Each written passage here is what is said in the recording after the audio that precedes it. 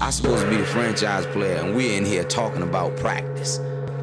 I mean, listen, we talking about practice. Not a game, not a game, not a game. We talking about practice. Not a game, not a game. Me. Bam, bam. Me, man. Not a game. Slap that like she scored 30. We talking about sports. I mean, what we even talking about, man? We talking about sports here. Yo, y'all seen Mike Tyson lately? Dude, that dude is training like a beast, man. Yeah, I mean, he's seen almost. a lot of video. I think he's almost like in fighting shape. He's hitting the heavy bag, and you can see the power behind him. Yeah. I mean, I don't want to be mean to Mike Tyson or anything, but like at this point, I feel like he's just like one big muscle that's just like that's just moving. Like, no offense to him, but you know, it's the beating that he's gone under. But I'm just to answer your question, he looks pretty scary. I'm not gonna lie. Like I think we talked about it a few weeks ago when those videos first started surfacing. I don't want to be the guy holding those mats, and you couldn't pay me enough money to get into a ring with him still. But I don't know. I don't know if anybody wants to fight him. I saw John Jones wants to fight him. Yeah, that's my question. Is because his name, he's still a draw, right? Like that's still a draw. Yeah, but it would have to be like some sort of like charity fight. Like I don't know, man. He's like 50-some years old, or maybe put him up against Bernard Hopkins or something. I was I'd talking take that about seriously. getting paid like $30 million or something like that. So how would you book him, Ben? I would book him against John Jones in a boxing fight. Shit, why not? He'd probably beat John Jones in a boxing fight. But John Jones wants a fair one in the cage, and he promises not to break Mike. But I mean, how can you do that? Like he would knock him out. He would definitely knock him. Maybe choke him out of respect.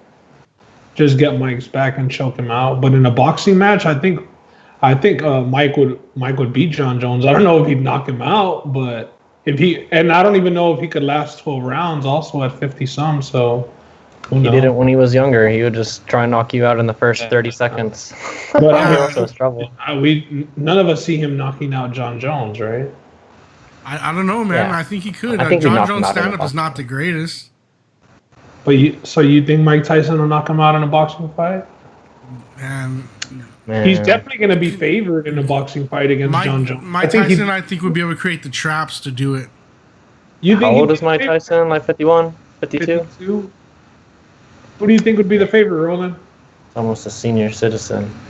Man, in a box, I don't know. In any fight, I'd probably still favor John Jones. I think he'd be like a pick'em or something like that, slight little favorite. Pick'em? I don't know, man. It's like he's 6'6". John Jones is like in the physical prime of his life. I get those videos, but it's just like me. Like honestly, you can take me to that Lifetime gym in New York and just film me on Instagram, and I promise you I'll make like 30 shots in a row, and you might think I'm an NBA player, but you knowing me, you know I'm not that good.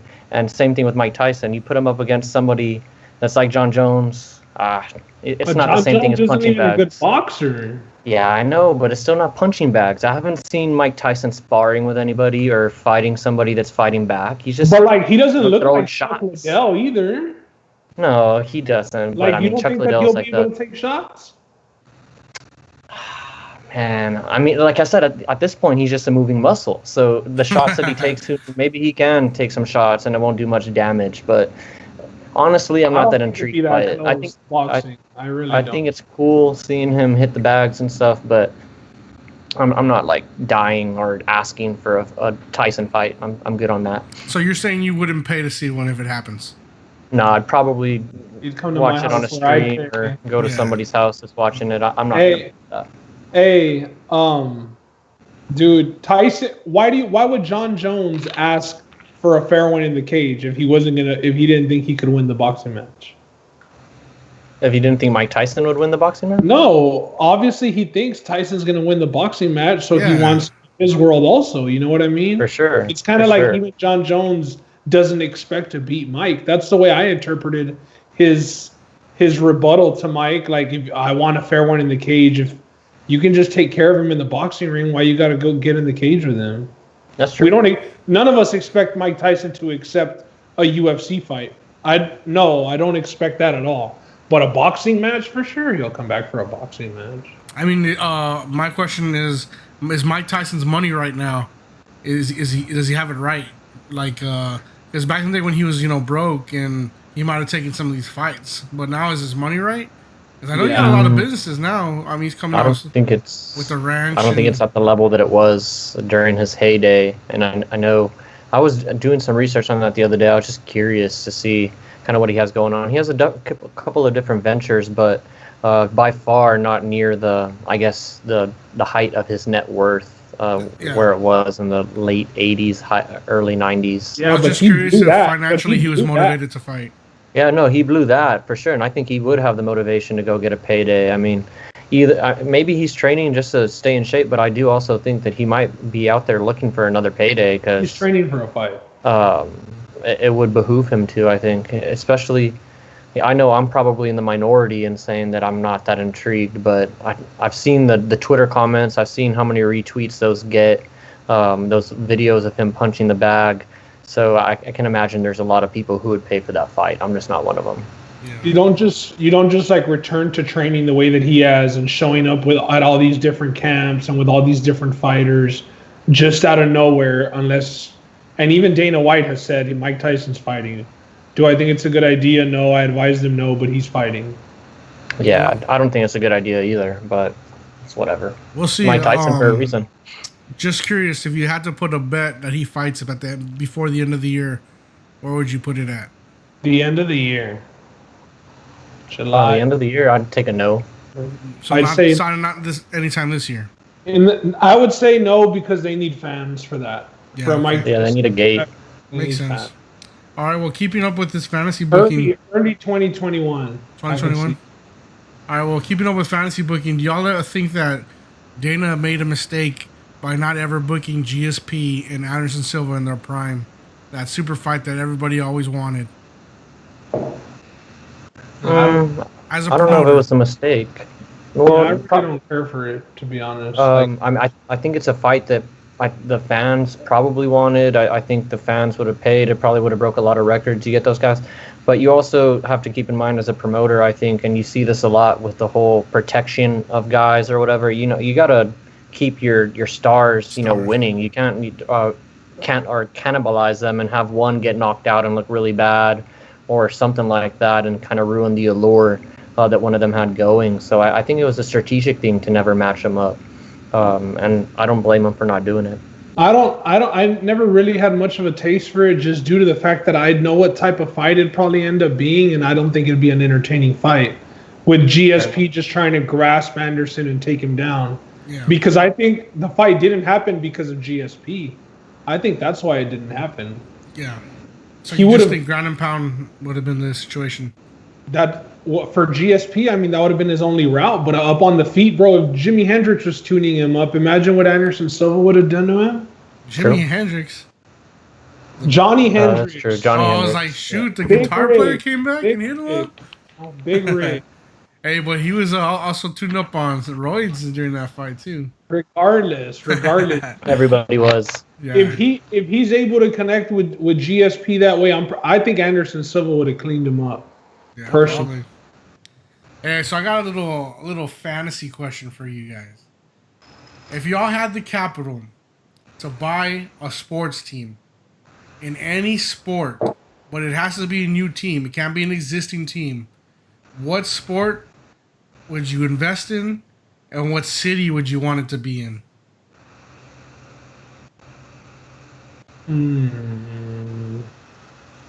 So you're saying it's like a non-existing team? Yeah, like you can't buy the Cowboys, you can't buy the Texans. You got to be a new team, any sport. I'd probably start a football team here in San Antonio. That's easy money. You got a fan base. You got a fan base that wants it. I mean, you've experienced it with the Saints coming down during Hurricane Katrina, I think, and it was a big success. You saw what happened when we had the AAF here with the Crusaders. What was their name? Do you guys remember? Yeah, Crusaders. Was it the Crusaders? Yeah. Okay, yeah, and I mean the fan attendance was really good there at the Alamo Dome. So yeah, and the Alamo Dome can already fit like 70,000 people in there at its max capacity. So yeah, sign me up for a football team in San Antonio. Sorry, Jerry. taking that fan base for me. Football team in San Antonio. So third team in San Antonio. You, Ben? I would probably go with. I wanted to say soccer originally, and I wanted to say not in the United States.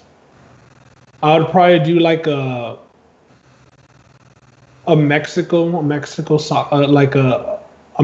soccer league. Okay. Try and compete with La Liga. Liga MX. Liga MX. So you buy a Liga MX Yeah. team. Yeah. I'd Start want to one. start a Liga MX team. Yeah.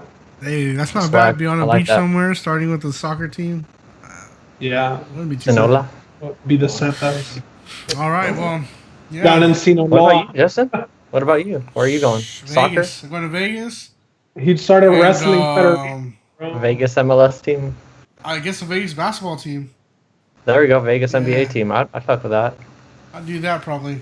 I There'd mean, be just a lot because, man, I love Vegas. Be a so lot of much. point shaving on that team, I hope. Yeah. Vegas baseball would probably be Tell pretty- them that you got the over, baby. Tell them that you Vegas, got the hey, over. Vegas baseball would be interesting. because they'd Weather's probably pretty lead, decent. they'd probably lead in day games, bro. They run a minor league team over there, I think, in Vegas. That'd be crazy. Yeah. All right, man. Well, you know what it is. It's we talking about sports. It's episode number 11, guys. Man, double digits. Now There we're we at the go. next one. Number 11, What's like up? Kyrie Irving episode, Oh yeah. that Flat Earth episode. Yeah, I'm Justin Martinez. This is Roland Zamora and Ben Diaz. Our lowest rated episode after that. Oh man. What So can only follow. how was y'all's week, man? What'd y'all do? Man, my week was pretty good. I've been back working from home. The coronavirus has spiked up again here in San Antonio. We're in the top 5 now, baby.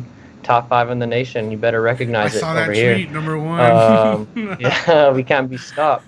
But yeah, I've just been staying inside, man. You know, wearing my mask out in public. It's very vital that you do that. I'm going to use this platform to say that. Just wear your mask. Anyways, other than that, just like I said, just been working out a little bit here at the apartment. And, you know, the UFC event this past weekend was pretty good. I wasn't expecting the full card to be entertaining, but I was wrong. I was taken by surprise. The whole card was pretty entertaining. And thanks for everybody that was interacting with us on Twitter. We were doing a little live tweet during the UFC fight night. Hope to keep that going for some of these other events. But yeah, man, great week. Thanks for asking. Yeah. What about you, Ben? I heard you were in the Valley. Yeah, bro. Last minute trip down to the valley. I was supposed to go to Austin for the weekend to paddleboard with Alex, and then they put the shutdown on like rafting and tubing, so we weren't going to be able to rent the paddleboard. So I wasn't gonna. I ended up just last minute on Friday at noon. I asked Gabby. I was like, "You want to go down to the valley?" She's like, "Yeah." So my mom's moving into a new place, so kind of helped Congrats to your her mom. arrange some stuff. Yeah. And my sister's birthday's tomorrow, so shout out Vicky, happy birthday. But she celebrated on Sunday, so we hung out there on Sunday. She had like a pool party, and Nice. we came back up to New Braunfels yesterday at 5. Went golfing too while I was down there on Saturday with my cousin Jacob, Ron, and Elias. We played 18 holes at Sherry, bro. It was What'd fun. you shoot? We played 2-on-2, but I think like Best ball? yeah, we played best ball. On the first 9 we were +5, and on the back 9 we were +1. So it wasn't too bad. I was teamed up with my cousin Jacob, and Ron was with Elias for the first 9. Elias had to take off. They blew a 5-stroke lead, bro, in 2 holes. Damn. Ron went That's into the how it water. happens. Ron went into the water back to back on the 9th hole there. So Hate to see it. that was fun, bro. That was fun. But yeah, now I'm back to work. Like y'all said, that Rona's blowing up in San Antonio. The hospital I work at is ridiculous, bro. Like they got people pretty much laying on top of people in the ER area. It's ridiculous. Dang, man. Today, so many people came in. I believe we have around 40-some cases, and one of the San Antonio hospital has 90-some confirmed cases. So all in all, I believe in San Antonio, it's around 300 or 400 confirmed cases. Scary times. Yeah, shit's ramping up. Stay inside or Yeah. stay outdoors and distance yourself. Like, don't go into Yeah. enclosed places. I missed pretty much all the fights on Saturday due to golfing. We started at 2:30 and we finished around 7. So I just caught the last 3 fights. I caught the green, the ones for the contest was what I was able to catch. Yeah. And I don't know if you got to see Mission, but the testing, there's 2 testing sites in Mission now, and the traffic is being held up because of it. I mean, it's all the way down Bryan Road. Oh, it's outside of the street, right? Yeah, it's a big deal right now. Yeah.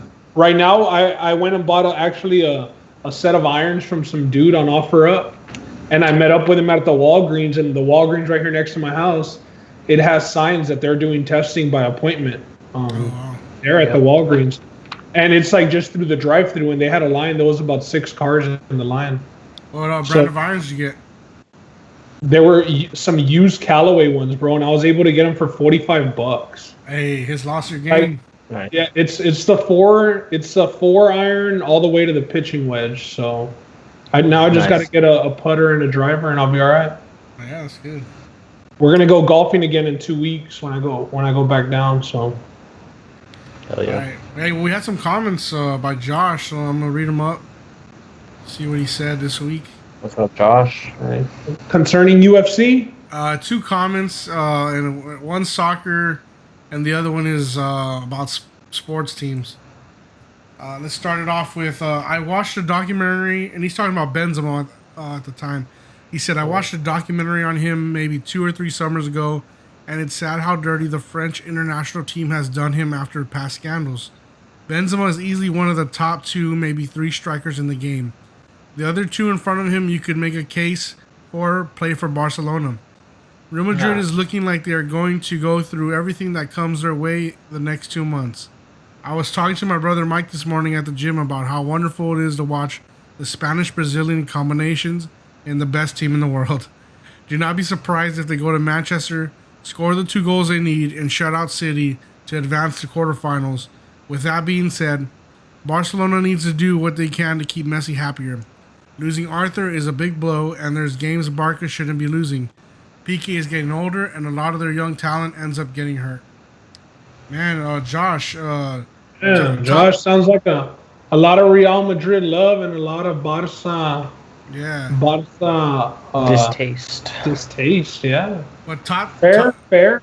top 3 strikers, Benzema, and the other 2 at Barcelona. Did he forget the guy that plays in Italy, or what? No, Lewandowski.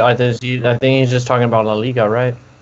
Maybe That's if how I he's took talking the about La comment. Liga only, that would make sense. But Yeah. But I think he said in the world. He didn't say. yeah, La he said Liga. in the world. He said in the world.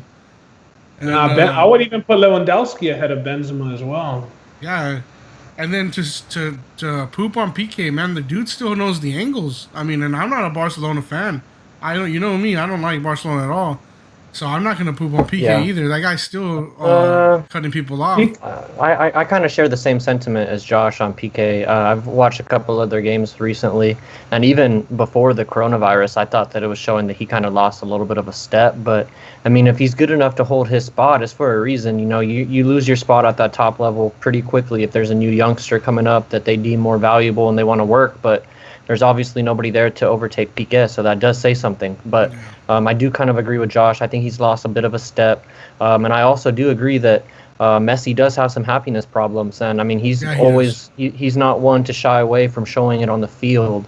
I think they made a very, very big deal about it. I think it was last season. I don't know if it was necessarily during La Liga play, but I remember it was a recurring theme on talk shows and soccer recaps about Messi just looking like he wanted no part of the game. Like when he wasn't involved in the offense, he was walking around, he wasn't there mentally within the game. But then, I mean, all he needs is one touch and he changes the game. So you really can't hate on him for that. But there were signs of unhappiness, not just this past year, but also last year, in my opinion. And then there's also those rumors that he may or may not have been in favor of the Griezmann move from the very beginning, which kind of makes sense, but I would be looking at it as kind of an enhancement anyways. But Messi, yeah, definitely they got to do some stuff to keep him happy, because I think he might be also looking to kind of do like the Ronaldo thing and maybe make 1 or 2 more stops on his way out before his career's over. So it's not solidified that he's going to retire a Barcelona man. Where would he go? Like, hasn't the whole thing on him been he never wants to leave La Liga, and he only dominates in La Liga? So, Well, see, that's just the thing. Maybe he wants to challenge those I think people there was who think that potential he for can't. him to go to Man City before the That's issue what I of heard. Man City I was going to because say Pep that. is over there. But now with that whole situation, Financial fair play. Yeah. if Pep maybe goes back to Bayern, there would be a spot for Messi there. shit, he can't. That's a good play one. German That's a league. good one, Justin. I wasn't thinking about that, but that could be a Because it does possible seem like destination. Pep is leaving at the end of the season for Man City. I don't think he wants If to. they get that ban, if they get that Champions League suspension, right? Yeah, which I think Yeah, they for do. sure. They have it, don't they? Yeah, Well, they do. it's- They have an appeal at Yeah, they have an appeal. either the end of this month or next month. And They're I gonna don't. have I a- don't think they're gonna win that. to be I honest. hope they don't. Screw Man City. All right, let's Not see a that Man other City comment by fan. Josh. Wasn't the beef with Benzema on like something like with sleeping with a teammate's wife or something, or There's a lot to hearsay on that. There's him with someone's wife, and there's some financial issues as well. Yeah. I Some heard. embezzlements for some people. So it's hard to comment because you don't know exactly what's the truth and what's not on that. But the crazy thing also, like France won without him. They won without Yep. him. Yep. So I mean, They got Griezmann But France is at the loaded. striker. yeah, no, Yeah. for sure they're loaded, but you can't tell the coach he's doing it wrong by not carrying him and still winning. You know, the World No, for Cup. sure. So it is what it is. and also during the World Cup, Benzema was kind of having a slow year with Madrid in the year before that. Yep, So there's true. a reason why he wasn't carried. Benzema, now that Ronaldo's gone, he's kind of stepped up, and he's seen a better Benzema that we've seen before. So I don't know. We'll see. The other comment Josh left was, I figure when it comes to more famous American sports teams, y'all were probably welcomed into those teams by your families. Correct me if I'm wrong, but how did y'all come to like your mixed sports teams? Like just with the Lakers and Cowboys, Roland with Man U and Spurs, Ben with Tottenham and Rockets. Damn, that's a great question. Who wants to go first on that one? Do you want to go first, Ben? Or Yeah, Who I'll wants to go take this first. one The over? Tottenham, I like Ben's Tottenham story. yeah, because I think I had Yeah. mentioned it on a previous episode where I was deployed in Bahrain and we were at a bar and soccer highlights were going on. And Yeah, I remember that. I asked the guy, a random dude at the bar there next to me, and he was English because he had a rowdy accent. And I asked him, oh, who's your team? And in soccer, and he said, oh, in football, he said, I like Tottenham. And he doesn't say like we say Tottenham. He just said Tottenham. It's Tottenham. Tottenham. Yep. Yeah. So since that day, I was like, all right, I'll start rooting for Tottenham. And it was kind of like Harry Kane's emergence. It was recent, you know what I mean? It wasn't like 10 years ago or anything. It was probably 5-6 years ago, back when they started being good again. Like I had no clue that prior to that, Bale played for Tottenham or any of that stuff. You know what I mean? So I'm a recent fan, and then the Rockets was just, I grew up liking different players. And then I finally settled on the Rockets with Stevie Francis and Coutinho Mobley and Yao Ming and all those guys. And then they got Shane Battier, and T-Mac was my favorite player. So T-Mac was with them also. But early on, like I like the Jazz, I like Karl Malone, and I like John Stockton. I like the Kings with C-Webb and Jason Williams and Christie and Stojakovic. Bobby Jackson. But then I settled, like when I was 13, on the Rockets. Nice. For me, the Man U, that really started like when I started playing like FIFA 06 or something back in the day. And I was just, going through random teams, and I saw they were, one of the better rated teams to use. And I just kind of just started using Man U. And I kind of started liking Wayne Rooney. He's probably one of my favorite early players when I first started getting into soccer around 2006, really. That whole World Cup is kind of what spurred my interest. And then I started looking at teams. I guess I started playing FIFA a little bit more, and then came to find out about Manchester United and Wayne Rooney, and kind of did my research on their history and kind of stuff like that. And I liked a lot of the players that had already gone past through that team, and the championships that they had. There was Sir Alex Ferguson, and then the Spurs. That Alex. Oh, we got to pause. started off as a Michael Jordan fan. I was a huge Michael Jordan fan growing up. Like I was telling my uncle the other day when I was down in the valley for Father's Day, that one of my first sports memories as a kid is what was shown in the Last Dance with the Game 7, or it was a Game 6 against the Indiana Pacers in that conference finals. The off the backboard shot that Michael Jordan shot, and it rimmed out and ended up leading to Game 7. I remember like it was vividly like it was yesterday, being carried out of my grandma's house crying in my Michael Jordan jersey that I had at the time because he missed a shot and they lost. So I was a huge Jordan fan growing up.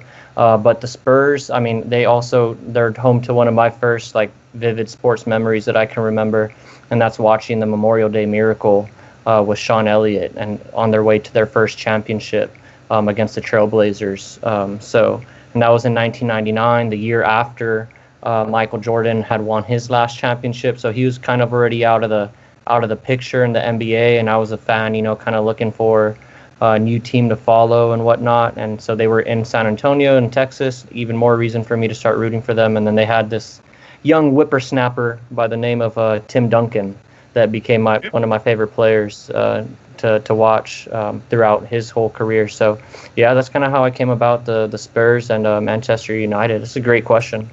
Yeah. For me, with Man U, my aunt had a different cable package than we did, and I would spend a lot of my summers there, and I would get to see a lot of Man U reruns on Fox Soccer Plus. There was a channel, and basically they covered a bunch of Man U at the time because Rooney was there, and Ronaldo had just gotten there. This was a while back. So that's kind of what sparked my Man U interest. And then as I grew, Ronaldo moved to Real Madrid, and then I kind of started with Real Madrid. And now I kind of not really follow Juventus too much, but just because he's there and he's my player, I watch them over there a little bit on ESPN Plus. For the Lakers, though, that's all my dad. Him and his brother, big time Lake Show fans. And I still remember my aunt, her husband, he used to collect a bunch of like sports. They're like memorabilia. They're like memorabilia, but they were like little dolls with the jerseys on. And I remember my dad when he first put it up in that room after they got married, he had put up some Celtics things, and then my dad went and talked to him. He was like, "Hey, you like the Celtics?" And he was like, "Yeah." And I could remember my dad like had a little like disappointment, like I can't believe my brother-in-law's a Celtics fan. Like I just remember that day. It was little, man. It was hilarious. Yeah, that's crazy though that you mentioned that about your dad and your uncle liking the Lakers, because my two uncles, my mom's brothers, huge Lakers fans. It's something about that time period for people that grew up during those years. They got to see Showtime. Hard not to be a fan of the Lakers during that time, for sure. Definitely. Or the best team and the best team at the time. Yeah. Showtime, but that was that era.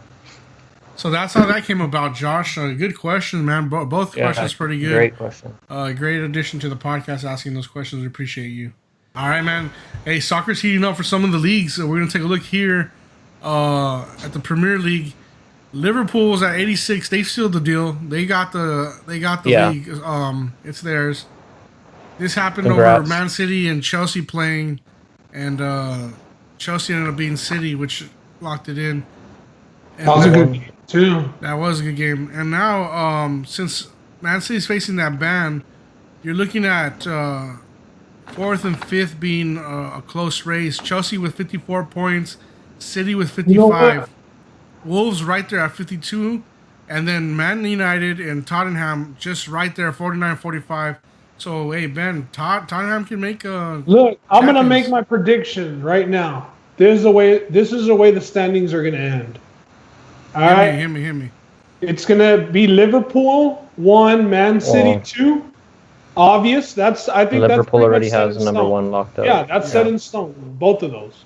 But afterwards is where it gets interesting. And this is where I think I might surprise y'all. But I'm going to put I'm going to put Chelsea at 3, Man U at 4, Wolves at 5. I don't think Leicester finishes top 5. So Leicester goes out. Who? Leicester at 3. Leicester. John Leicester. Leicester is what I said, asshole. We knew. I was going to check I know we knew, but Roland wants to be a dick. It's cool. All right, Roland. What? Tell me your finals. How's this you going know, down? it's because Roll that's it. the Esther was funny. Dude, I put your team in Okay, there, okay. bro, Honestly, and I though, put mine on the honestly, board. all seriousness. I mean, all jokes aside. Excuse me. You can make fun of me right there. All jokes aside, 1-2. Ben already listed it. It's Liverpool and City. I don't think there's any question there. But for my 4 and 5, it's man. You know what? Probably gonna go Chelsea and not Chelsea. Screw Chelsea. I'm saying Chelsea's gonna lose. Guys. They really haven't impressed me that much in their victories, even against City. I think City, they were dealing with a little bit of a motivation issue, knowing that the Premier League was already lost, and Chelsea, every game is super important to them right now. But anyways, I'm gonna say Chelsea is not gonna make it, and the final 4. Dude, I have all of this screwed up in my head. Actually, it's gonna be Liverpool. I'm gonna tell you who's making the Champions League. That's what we want to Yeah, know. so I'm let's telling leave you, Man who's making the City out. Champions League. Let's leave Who's Man making City the out. Champions League from the Premier League to me is going to be Liverpool, Chelsea, Wolves, and United. Okay. Those are who's going to make. I don't know what order, but those are going to be the Championship 4 or the Champions League 4. What's the gap that Leicester has? Everybody else that you don't have them making champions either, obviously. No, so Leicester's at Leicester 55 points. is at 55. So their stranglehold on the 3 spot or the 2 spot technically is not that strong. I mean, they only 1 point separates them and Chelsea. Okay. 2 points or 3 points separates them and Wolves. And The 3 biggest points gap between they have Wolves and Man sometimes. U. Yeah, and 3 points between Wolves and Man U. So I think Leicester, they're going to fall out a little bit. I saw their performance in the FA Cup yesterday. Maybe a little bit of recency bias, but still don't look too impressive to me. I know they're a counter-attack team, so their opportunities are kind of limited in that regard sometimes. But yeah, give me Liverpool, Chelsea, Wolves, and United. I like the story behind Wolves. I think they're going to hold on to their spot. I don't know what it's going to look like for them afterwards because they have a lot of short-term contracts on that team. But yeah, I'm going to stick with Wolves for their story to continue. Do you think Traore's going to stay with them or he's gone? I think he's more than likely gone, unless they do make Champions League, and we've seen teams kind of trying to hold on to some of those stars for that Champions League run, a la Jamie Vardy and Leicester, who's there right now. So, all right, well that's Premier League. Let's talk about I'm sorry, hoping that was so Wolves doesn't- confusing for me. It's confusing because of Man City's cheating ass. That's why it's so confusing. But I'm hoping Tottenham can Find a way. surpass Wolves, bro. But I just don't see many games that Wolves will lose in their schedule finishing out. And honestly, Man U, bro, I expect them to win pretty much all their games except maybe a tie when they go to Leicester, I believe it is, at the end of the season. Yeah. That's all I could see. But other They than have that, a gimme tomorrow. yeah, Man U plays tomorrow, and it should be a gimme. We'll see. We'll see what happens. Well, here we go with La Liga, and I think this is where Josh had a little hype on because over the People weekend, had some hype on La Liga. Barcelona ended up tying with Celta Vigo, which only gave them 1 point, and Real Madrid great got their game. win. So that Real over. Madrid is now up 71 points to Barcelona's 69 on the season. If you ever wanted to get into a soccer race, guys, this is the race to follow. 1 and 2. If you want to get into something now for soccer, you never followed soccer before, follow La Liga right now because it's hot. The number 1 and 2 could flip at any moment, and if you want to see good soccer, here's your chance to see a good little race in the end. There's only 6 games left, so the last 6 games are all crucial. So if you want to get into something right now for soccer, here it is, La Liga. Shit. Good luck finding the channel. Shit. And It's they're on the beIN only Sports. ones. They're Exactly. the only ones with the chance at winning the league, right? Everybody else is pretty much out of it at this point. Yeah. And the point differential between second and third is about 11 points. Atletico is 13 points behind Real Madrid 58. at this point. Yeah. So yeah, Or more, I 23. actually I like Real Madrid to hold on to that lead. They're gonna I hold. think they're gonna hold on to the lead and win. Barcelona, I think, as Josh mentioned, they've lost a lot of games that they shouldn't have. Even that tie, they shouldn't have tied that game really, Like an especially after how they got 87th goal? started. Yeah. Yeah. And just stuff that you're not used to seeing from a Barcelona team. It doesn't seem right. And for champion's sake, it is a race all the way up to the sixth team with Villarreal at 51 points. So Oh, okay. Yeah. this is a good Champions. race here for La Liga here. And those games are actually, I mean, I know we like to joke around about the La Liga being kind of top heavy, but you'll catch a good game on at least seeds 4 through 8, 4 through 9. All of those guys are. I enjoy watching Sevilla play. I love watching Villarreal and Valencia play. So you'll catch a quality soccer game. Yeah, It's not a farmers league by any means. I like Granada. Granada. All right, and the Italian league, Series A. Yeah, Serie A. That's another good race too. Yeah, Right? here we How go. about Atlanta? Juventus and Lazio at the top, 69 and 65 points apiece. So that's going to be close. Milan at 61 and Ben's Atalanta at 57. I got to give a little shout out to Ben for telling me to take Atalanta on a parlay. And man, I was really shooting it because they were down 2-0, and I was like, man, I'm just wasting my money here. And they ended up coming back 3-2, and I ended up cashing pretty heavy. So they shout out play to Ben. exciting soccer, bro. They play exciting soccer because they're either going to get scored on or they're going to be scoring goals. You can always almost bet the overs on those dudes because they're going to be scoring. Someone's scoring there. Yeah. Yeah. All right. Well, that's it for the soccer tables. Just for the Bundesliga's been wrapped up. Atlanta's still in champions this year, bro. So Yeah, they're they're hot still there. right now. They're scoring goals. They were even and hot they got a hold. champions. So them and I think who is it? Leipzig is another of those kind of lower teams that's still in champions looking to make a run. Yeah. There's always that team that's not expected that ends up in the final. Last year it was Tottenham. There we go. All The right, man. Ajax made a pretty good run last year too. Let's get into some UFC here. Man, fight of the year candidate maybe this weekend. I don't know. It was up there. Joanna and Zhang Wei was still 2020, right? Yeah, it but was this year. better. Seems like such a long Man, time ago because of the Rona. this was another one. The Rona's fucked up my timeline. I'm sorry. That felt like 2019 to me, but Yeah. it's like a candidate. It was start of the Rona. That was like January. That was Yeah. I think that was in That was January. they had fans that fight, right? That was right before the They fans did. stopped. Yeah. They did. Man, it's hard for me to, and I'm a Joanna person. I'm a Joanna fan. It's hard, and even though she lost, it's hard for me to put this fight over the Joanna and Zhang Weili championship fight. I still think that's number one. This one's definitely like top 3, but yeah, I still can't put that over. What about you, Ben? Is this over Joanna's fight or no? Yeah, for sure. For sure. It was both guys were pretty beat up, and I know like the worst thing was Joanna's hematoma. I just wanted to say that word, the hematoma that she had on her. Yeah. But Hooker, bro, god damn, that guy can take an ass whooping, bro. Yeah, he can, and so can Dustin, man. Oh, he did too, man. It was like I a just feel 10 punch combination. He was just standing there. But I just feel like Hooker wasn't packing it with the same, and it's like Oh, probably not, but that was Dustin crazy. was never. I do think that Hooker you could have argued, and I think he might have gotten on most judges' cards the first 2 rounds, but they were debatable. They were Most debatable. people thought it was 2-0. Yeah. Yeah, but they were debatable. But bro, he just doesn't hit that hard. But I mean, the guy can take an ass whooping. We saw it in the Barboza fight. I mean, he just got hit to the body way too many times and folded in half. But this is why this guy can talk shit to Max, whatever his last name was. Rockstop or whatever Say it like, is. imagine finding out you're a marshmallow in the UFC because, bro, this guy is in some wars.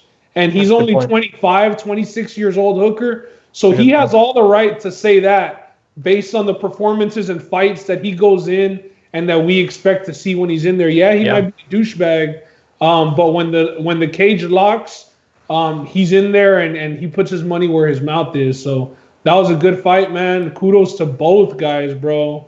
Yeah, no, for sure. That was Dustin Poirier. I think Roland G had mentioned like, oh man, the 4th and 5th rounds, and I said Dustin Poirier going 4th and 5th championship rounds. I told my uncles also. I said that's going to be the difference because Dan Hooker's no Max Holloway, And if you go into deep waters with Max Holloway and win a unanimous against Max Holloway, in that 4th and 5th, you're gonna outgut Hooker and you're gonna put up more output. And that's just what ended up happening in the 4th and 5th round. I thought it was 2-2 going into the 5th, and I thought the 5th was gonna win it. Personally, that's how I was scoring it live. And Dustin put it on him in that 5th, man. But he could have finished him by sub at one point. He almost had his arm. The guillotine. The guillotine as well, and then he dropped him at one point as well. Yeah. So I thought it was clear that Dustin won, and I'm glad it was unanimous. Championship round's all his. Because he really did dominate that 4th and 5th round. Starting from the 3rd, I thought he won 3, 4, 5 clearly. I thought 1 and 2 were debatable, but I'm okay giving him to Hooker. That's why I had the 5th winning the fight. Yeah. For sure. No, and I got to give props also to Hooker on his striking. I thought Dustin was going to outclass him, but I thought he held his own or did more than hold his own. Like I mentioned at the beginning of the take, I thought he did have Dustin in a little bit of trouble. I can't remember what round it was, the 2nd or the 3rd, but Hooker got off like 10 shots on Dustin. And it did look like Dustin might have been in Mayday mode or in scramble mode, but he somehow, just like in the Max fight, I thought Max had Dustin in trouble once or twice at the end of those rounds. Although it was unanimous, no question, Dustin won that fight, but he found a way to get through it, and I just have to give Dustin Poirier props, man. That guy is a winner, and he can go down to that last gear. Is what made him a champion. And he'll outwill you, and that's exactly what he did to Dan Hooker there at the end. And like Ben said, no doubt who won the championship rounds. That was Dustin Poirier, and he sets himself up for a nice little fight. And he also at the I thought it was very, very good for his post-fight interview, how he mentioned that Dan Hooker was talking all of this mess about, hey, I'm going to beat Dustin Poirier and I'm going to set myself up for this big fight. Well, you actually got to do it. And he didn't beat Dustin Poirier, so Dustin Poirier, he remains in that championship circle of fighters. As he should. All he needs is for the title to change Khabib's hands, because he has a win over Gaethje. Exactly. So and now you see on Twitter at least that Ferguson and Poirier fight is gaining steam. Mm-hmm. It seems like that's the popular. Hell, Wani put that out right away. Yeah, we've been saying that. I've been saying that the winner of this one sets up for Ferguson towards the end of the year. The winner of that gets the title shot if Conor doesn't come back because he's retired. Yeah. What about Mr. My Girlfriend Is My Only Quarterman fight? What'd you think about that? Undefeated, baby. Man, that was awesome. Congrats to Mike Perry for winning that fight. Don't want to sound like too much of a hater. I was talking about this a little bit of pre-production, but I mean, thank goodness it was Mickey Gall in there, because I think had he gone up against a more skilled fighter, I think he would have found himself in some trouble. I don't think how can I say, he dominated Mickey Gall. I think he won the fight clear cut. There's no doubt who won that fight. It was Mike Perry. All three but rounds. There were some, he won all for three sure. rounds. He didn't. It was 29-28 unanimous. But it should have been 30-27. It should have been 30-27. Yeah, I'm just saying that he didn't. He didn't win every single round. You could have made the argument that Mickey Gall won the first round or whatever. You could have made that argument if you wanted to.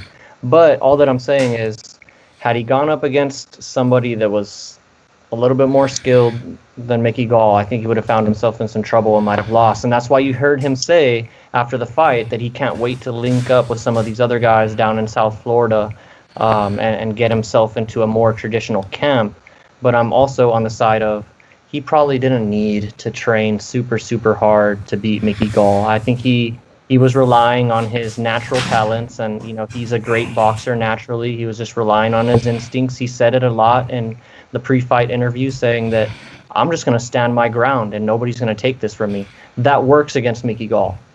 But against somebody else, you need some more training, you need some more strategy.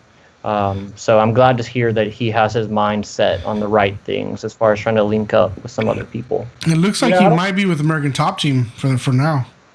Well, Dean Thomas also he did tweeted out to him, and we know he recently left American Top Team. Yeah. So we'll see, bro. But I mean, he just didn't need to get taken down, and he sprawled and he didn't get taken down at all. He did. It was kind of sloppy, but he clearly won all 3 rounds in my book.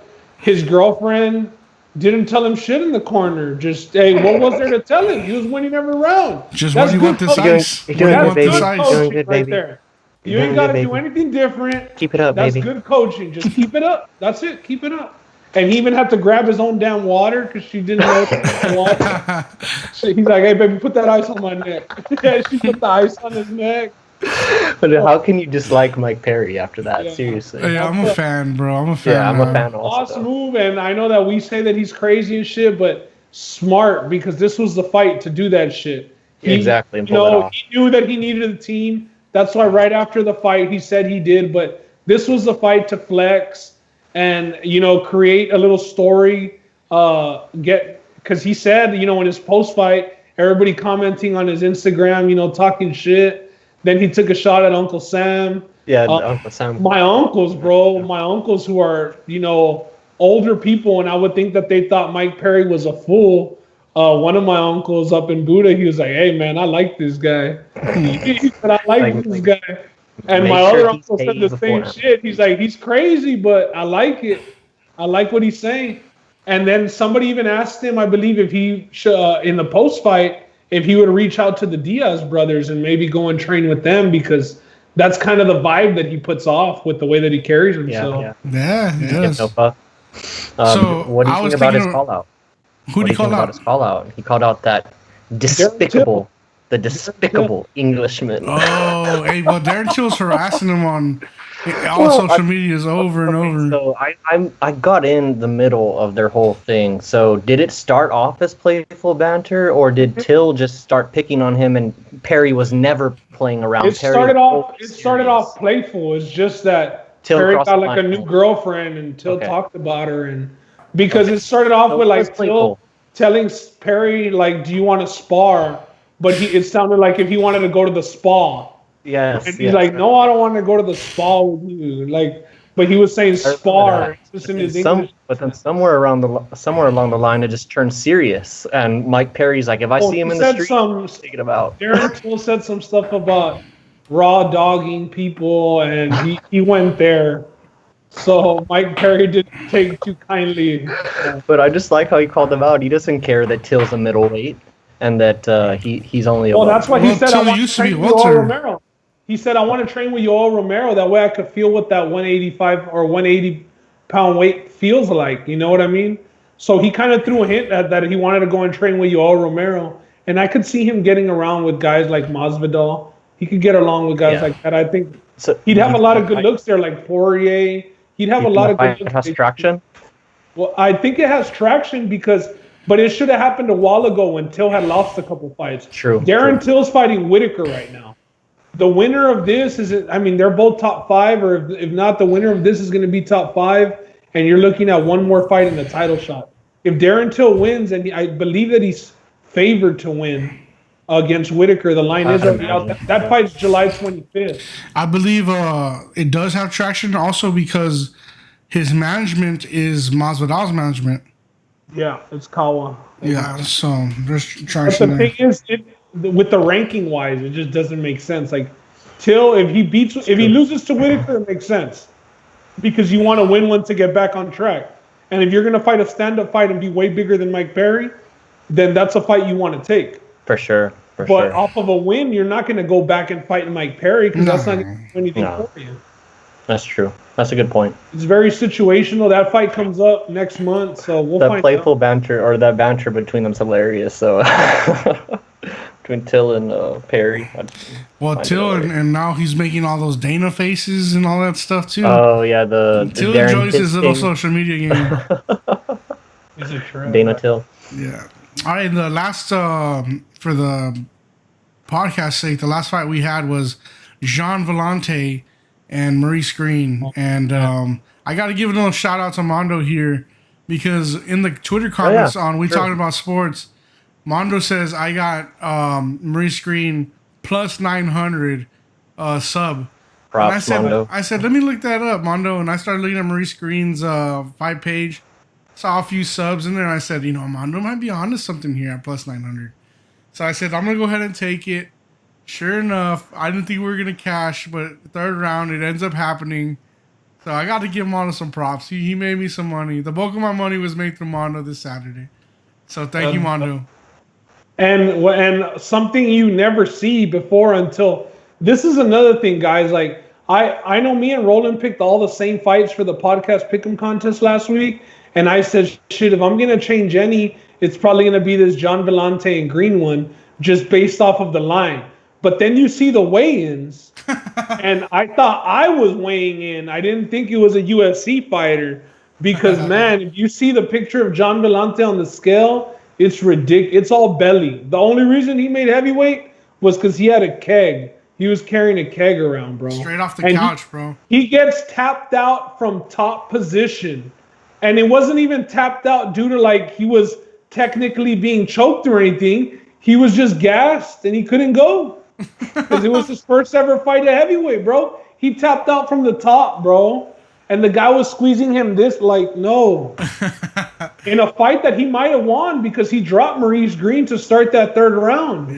Yeah, and that kind of scared me because I had Maurice Green like in every play for me on Saturday, like closing out a parlay. Because as soon as I saw that weigh-in, I was like, oh man, I was like, there's no way. And the way that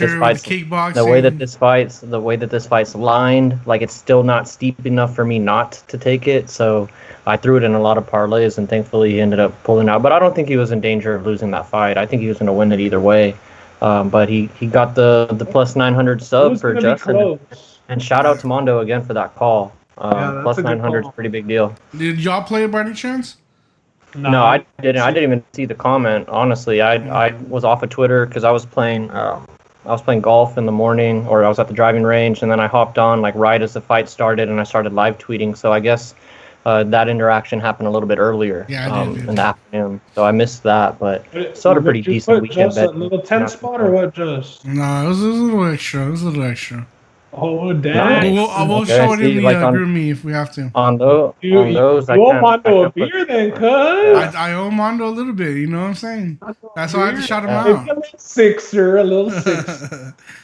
Hey, Mondo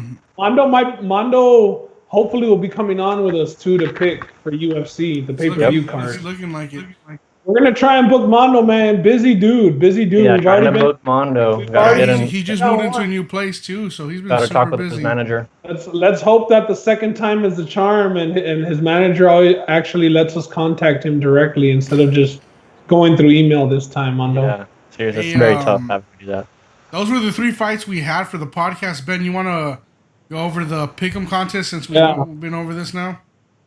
Yeah, so the pick'em contest doesn't change. All 3 of us on the show had all 3 of the winners, all 3 of the favorites. Yep. Roland 29.35, Justin 26, me 28.75, Josh 22.4. Gabby stays the same. What happened, Gabby? We were out of town, and Gabby got caught in the sauce, and she just forgot to make her pick. You got lost in the sauce? Oh, hey, that Kamori must have been too good on Saturday that she just forgot to put her picks in. So she had Mondo gain ground on her. Now Mondo's still not beating her, bro, and that's because she took a fight off. She took a fight off. She's like, hey, let me let this guy catch up. And based on the fighter's features, she would have gone 2-1 at worst. Yeah, because I think. She goes off the beards and tattoos, right? Maurice Green had a beard. Vellante didn't. She would have won there. Perry had a beard, and Mickey Gall didn't, so she would have won there. She went 3-0. And then 3-0. And then Dustin Poirier is more plucky out than anybody we know, so she would have won there. Damn, that sucks. Yeah. Damn. Donations. That would have been big for the standings. Yeah, donations. She probably just wanted Mondo to get a little closer. She felt bad or something, maybe. Yeah, he just moved.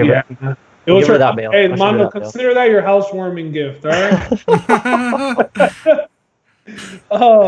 Roland G 13.8, Izzy 16, Diego 21.1, Stephen 14.9, Rexa 17.5. So he's getting up into the 20s, getting in the mix, starting late. And then we had Jacob Garza join this week, and he got one. He picked one winner. Nice. And we had no consensus pick. just because these fights were pretty ridiculously lined, and it was pretty top heavy, I would say, as far as name notoriety and even line wise. I know there was some big underdogs that came through on the undercard, right? Didn't Worthy beat Pena? Yeah, he did. I only saw the last 3 fights, Bob Ross fights, but yeah. So man, Bob Ross, another prospect with some hype. And another one falls. Come through, right? Since you're the big favorite. He hasn't been coming Hooper through, was man. a big favorite. He's like Marlon Bob Ross was a 6'3", favorite. super tall for that division. Lengthy. I think Still, left still AKA, bro. ways away. That AKA His left striking is still AKA. ways away. He's at American Top Team now. Yeah. So I mean, and he's been with the best of the camps. The best of the best. Yeah. I don't think it's a guy. I'll tell you what. I don't think we see John Villante fight again. I don't think that. Quite a few losses in a row now. Yeah, and I mean, look at how bad he looked at heavyweight. There's no chance he's going back to 205. He will not make 205 again, unless he just feels so damn embarrassed for tapping from that position that he gets on like some rowdy like one comeback fight and he takes it serious to get in shape. But he's done, I think, after that performance. Yeah, definitely. Yeah, just before we move on from it, I want to shout out the Kay Hansen fight. She was 20 years old. She is 20 years old. She was fighting in her UFC debut. I'm blanking out on the lady's name that she was fighting, so I apologize about that. But they were actually both in their UFC debuts, from what I understand. And this fight, which you wouldn't think, it was on the undercard, was getting a little bit of hype because fight day, somebody came through the MGM Grand and dropped 37,000 on Kay Hansen to win. I think it was at minus 170 or something as a ticket that I saw. Yeah. So it was 37 to win 50 some.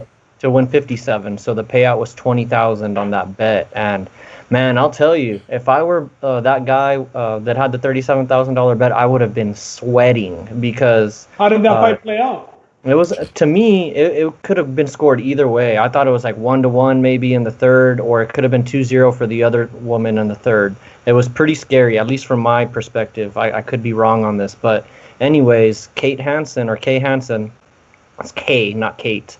She came through with a Ronda Rousey-styled armbar in the third round to seal the victory. And she even got a shout-out from Ronda Rousey on Twitter.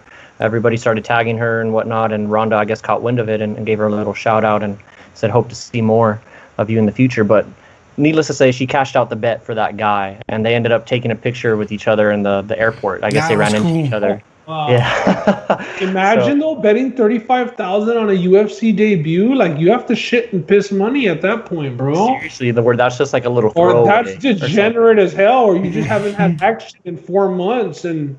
37,000 on Kay Hansen's debut, and she was arguably losing the fight. So that was insane. But yeah, nice little story for the undercard. That's like throwing 37,000 on Chase Hooper. Like why a 20-year-old? Yeah, you would think maybe if it was her dad or something, or just believing in his daughter. Yeah, like you heard about this dude had the fight. He had like Joe Burrow. Joe Burrow's dad. Yeah. Betting on him to win the Heisman. Yeah, that's something like that you would think maybe. All right, let's get into some quick hitters. I'm going to read some out to y'all, and then we'll respond in the end. Dana says, UFC is an opportunity, not a career. Masvidal says, I've been doing this for 16 years. How is this not a career? Then you got guys like Askren and Alvarez coming out, giving out tips for upcoming fighters, how to make their money last. And like this seems to be the theme, man, week in and week out for UFC and fighter pay. It's just... nobody's happy. Everyone's talking about it. You got John Jones saying, I'm willing to sit out 2 years to get this fighter pay right. He's willing to become the martyr for these guys to get the money right. What do y'all think, man? I mean, it seems like there's just so many disgruntled fighters. I mean... Yeah, I won't acknowledge John Jones on this because I think he's just like his own little individual story. There's just too much going on with him to relate him to the other fighters. But to Dana's point, I do think... the way that the structure is set, right or wrong right now, you really can't make a career out of UFC fighting unless you're in the top 5 to 10%. You're these household names. You got to be a guy, I think, kind of like a Masvidal stature. You can't really live off of this stuff past this point. And that's kind of what a career is. You're supposed to be putting stuff away for retirement. You're supposed to be going and doing all of this stuff, which to me, I mean, maybe this is just one example, but I read about Alexei Olenek. I think that's his name, the Russian fighter, the heavyweight fighter. He was talking about going into his UFC Jacksonville fight, that he was like $17,000 in debt. He didn't really have any money in his savings account, and he was looking forward to this payday to clear the debt, pay his camp, and then get set for his next fight.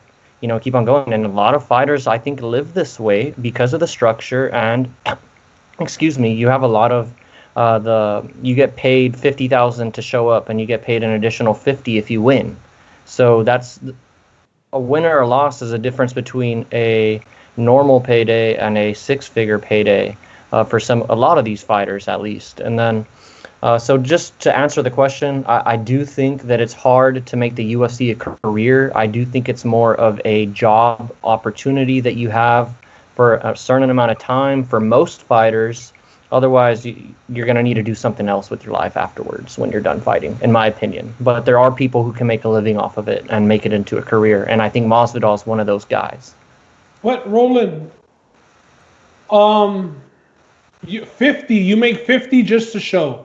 50 is not, that's like not even like top 10% in UFC, right? 50 would be like maybe like, I would say 35%, 40% of the UFC would be making at least 50 or higher. That's a good chunk. You don't take home 50. You just get checked for 50. You get checked for 50, for sure. But, so that's if you're just for showing up, and you're guaranteed 3 fights a year. In your contract, you're guaranteed 3 fights a year. So at 50, 150, that's the floor. Now, I know that you say that they get checked from, but you got to think that at 150 a year, losing your 3 fights, now your UFC career might not last long. Exactly, and that's why if you lose all 3, but you're also not going to be making 50 grand and be on a 3-fight losing streak. You're not going to be getting that type of pay. I just think that at 50 grand, just to show, I think that you can make at 150,000 a year, you're guaranteed 3 fights. That's if you lose them all. You're going to win at least one of those if you're going to stay on the UFC contract. Put 200 grand a year, you got to be able to make a career out of that. Yeah, it just comes down to how they're spending their money. You got training camps, management. 50% goes to taxes. But and then how long do people stay in the UFC? Like, how many times do we see a guy get into the UFC, run his course, do I don't know how many fights, but not really make it anywhere, and then poof, he's out of the UFC and he's doing something else, or he's at another promotion, or he's doing bare knuckle fighting. Right. Or something. I'm not saying it's for the 100% of the roster, but I'm saying there's a good amount of the roster who I feel can make a career. I mean, you get one performance of the night bonus, that's another 50 grand, bro. But you're not taking home all 50. You're taking of the half. Bonus of a bonus. Ben, yeah, I understand your point. I get your But Justin, they also have to open up their own doors, bro, with the money that they make from fighting. You can't just you have to have other revenues. Most of these people have their own gyms that they pay for with their UFC money. It's the sustainability. That's all that I'm talking about. Yes, you can do that for 1 year or 2 years or 3 years, but that's not the definition of a career. A career is something that's long-standing, something that's going to last. Or you can actually put money away. Well, they can put money away. Then no sport is a career. Then we're just going to say that. No, that's not true, though. Why not? Why not? Because in other sports, there's enough money made to actually put money away. But now what sports? Then we're just going to be talking about the 5. Look, and even sports. Because a lot of it, boxers. Tomorrow there's going to be fights on There's going to be boxing fights on ESPN, top ranked fights where the top guy is going to make $7,000. Yeah, peanuts. And they're going to be on ESPN fighting for top ranked boxing. Again, that's not a career though. Like, that's like more of like an opportunity or something that you're doing for the time being. Make a career in is NFL, NBA, MLB, NHL. Yeah, but here's the argument. That's it. Those 5 sports. But here's the argument. UFC is a big enough league that people should be making careers off of it. Yes, I agree 100%. I mean, I think we've talked about the pay scale. I know the UFC is not the most transparent organization when it comes to that. Like all the other organizations, we know what the revenue split is. Like, we know that it's 53-47 in the NFL, or it's 50-50 for this season in the NBA or going forward, blah, blah, blah. We know all of that. For the UFC, we're out here guessing what the true pay scale is on the revenue and whatnot. But from what we can gather, it's not close to these other splits of these other organizations that we have out there. And again, I agree with a lot of what Ben is saying. But again, to me, it's something that you're going to have to get paid enough if you're not in it for a long amount of time. And two, it's going to be something that is sustainable to me if you're not getting those monster contracts. Like, for example, like that example that Ben brought up about the 50,000 or whatever. That's good, but when you're done fighting in 3 years, all you're going to have been being made at that rate. Again, I'm just using just round numbers. 150,000 times 3, that's 450. If you take out taxes for each of those years, let's just use another round number, and all of those taxes add up to be about 75,000. You're looking at 375 to you, and you're not even counting about your yearly expenses, the coaching that you have to pay for to be at that level. And so it's a 3-year time period, but after that, you're going to be looking for another job or be looking to do something. So I think the majority of the UFC roster or whatever will more than likely do something else when they're done fighting. I don't think they've made enough to become retirees and do other things. That's where the other thing that you do is you work at your gym. For you sure. instruct. Like, it's a clear avenue, bro. It doesn't take a big amount of money to, start your own gym, especially when you're a credentialed UFC fighter. You know what that's what I'm trying to get at. Yeah, but I was just talking like from your time in as a fighter. An NFL running back, the shortest lifespan in the league is that running back position. Like, you see guys getting cut from their $21 million deals, like Todd Gurley. And they have to do something else. There could be a pitcher who just goes on a bad streak for a year or two, and he's never going to see the majors again. I mean, it can happen in every sport. But if you're dedicated to MMA and you practice at your craft, then 3 years shouldn't be your career, especially fighting 3 times a year. So I do think that you just got to be dedicated, and we know all the personalities that come into a sport like fighting. Probably, it's the biggest swing, I would say, of any sport in just character and emotions of guys that go in and fight. For sure. Well, it's good to see 2 different takes on that. That was pretty cool. Another MMA news is One announces a return July 31st. They're going to be putting on a card. It's going to be in Bangkok. Nice. It's going to be interesting to see a different MMA promotion put on a fight, see how they go about it, see what they take as far as UFC goes to implement into their fighting. See what happens. Yeah, have they announced any other fights on there? I have not seen any announcements on the fights, but it's pretty close. So I mean, there's got to be an article out there. I haven't seen it. Demetrius Johnson will be fighting. I was going to say it's got to be like Eddie Alvarez or DJ. He had a postponed fight prior to COVID against the 135-pound champion, Adriano Moraes. So it's going to be Demetrius versus Adriano. I guess he's going to go up, or they're meeting at catchweight for the belt. Yeah. So that should be pretty good. I'm a big Demetrius fan. Glad to see him back in action, enjoying himself with the one championship, saying that he's probably the happiest he's ever been. I felt like he kind of got mistreated while he was with the UFC, but I'm excited for this. More sports to watch, and I think, like Justin said, one's going to follow that UFC blueprint when it comes to testing and controlling the environment that these fighters are in. So, yeah, looking forward to it. Hopefully it goes off without a hitch. There's no cancellations. Let's see what we can do as far as watching it, because I know a lot of times it comes out on the one app. So really? They're not a dozen? Weren't they like on TNT sometimes also? Yeah, one app, TNT. So you just got to tune in at the right time. What I was going to say also was it's interesting to see Demetrius Johnson at 135 being the career-long 125 champ. Yep. Like now, Cejudo moved up to get that belt from TJ Dillashaw. So interesting to see him make that jump. I wonder if he would have taken the same path in the UFC. Anybody else got any UFC comments? All good. Just looking forward to Fight Island, baby. It's coming up. 3 fights. We got a little break this week. No UFC. and then we're gonna have those 3 cards in 1 week. What was the total fights? 47 fights, or yeah? So undercards included. it's gonna be crazy. We'll be picking probably like 15 of them. So we'll do like 7 or 8 for the pay-per-view, and then we'll combine the Wednesday and the Saturday card in another episode. There we go. Sounds good. All right, well, that's it for UFC. We're about to get into our favorite part of the week, and that's the Dr. Saucy update. The sauce.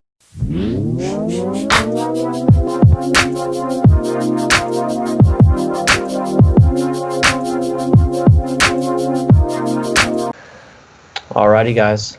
I think Justin let everybody know what was coming. It's time for the sauciness. Roland Zamora here, aka Dr. Saucy, Dr. Fosse's third cousin. I'm just kidding about that. Don't do your Googles. That's not true. Don't do your Googles. That's not true. I know it's believable, but it's not true. Because I'm Google on, it's gonna come out like redheaded stepchild. Yeah, no, I'm FedEx. I'm the FedEx of the family.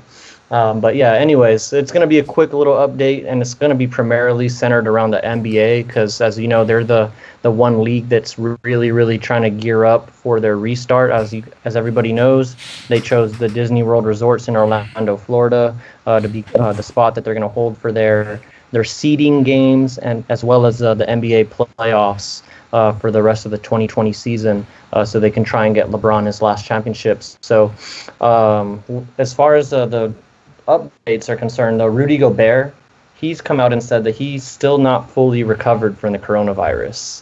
He said that even 3 months after he was diagnosed, he's still not able to smell properly.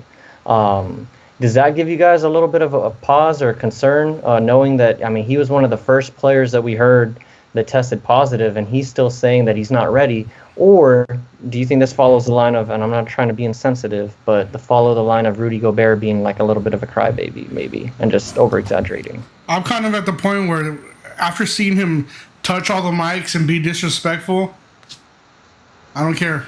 I'm glad he can't smell a little bit. I hope he gets it back. But hey, that guy was being ridiculous. I mean, very insensitive to his NBA teammates, and I hope the Jazz split up as far as that goes. He's probably the tallest player to get it, so he probably has coronavirus running through his toes, like the veins in his toes. Yeah. But honestly, I'm sure everybody would be happier if Rudy Gobert didn't show up to Orlando. I'm sure. I don't think any of the NBA players are happy with him, so yeah, it is what it is. But a lot of names getting it. I know Jokic came out this week having it. Spencer Dinwiddie, he just came out and said that he got it and that he's not sure if he's going to end up playing, because I know Malcolm Brogdon, he was at the protests. Right. And I don't know. He's another one that got it. He came out also. He was at the protests with Jaylen Brown in, where was it? I'm going to botch this, in Virginia or something, somewhere on the East Coast. I know it wasn't Boston, but in the East Coast. Anyways, he came out, he got the coronavirus, but he said he's hoping to recover and play. Because, as you know, he's on the Bucks. He's on that number 1 seed. He wants to play and get that championship. But Spencer Dinwiddie, and I think Ben was poking fun at the beginning of the podcast or before, about how a lot of these teams or a lot of these players are coming from non-contending teams, or from teams that aren't in contention. So, but just following that up, I mean, with all of the players that actually tested positive, out of the 300 and some odd, 302 NBA players that got tested for COVID, 16 tested positive. That's about a 5% rate. The current rate, as of, I guess, when was this article written? As of June 26th. So I think that's on Sunday or Friday, whenever this was written. The average for the United States at the time on a 7-day average was 6.1%. So slightly below the average for the whole United States, but it's still, a little concerning that you have this number of players getting tested positive. But the only positive I will say was the NBA still has a pretty decent runway before their first game at the end of July. So they're getting all of these positives out of the way, I think, early.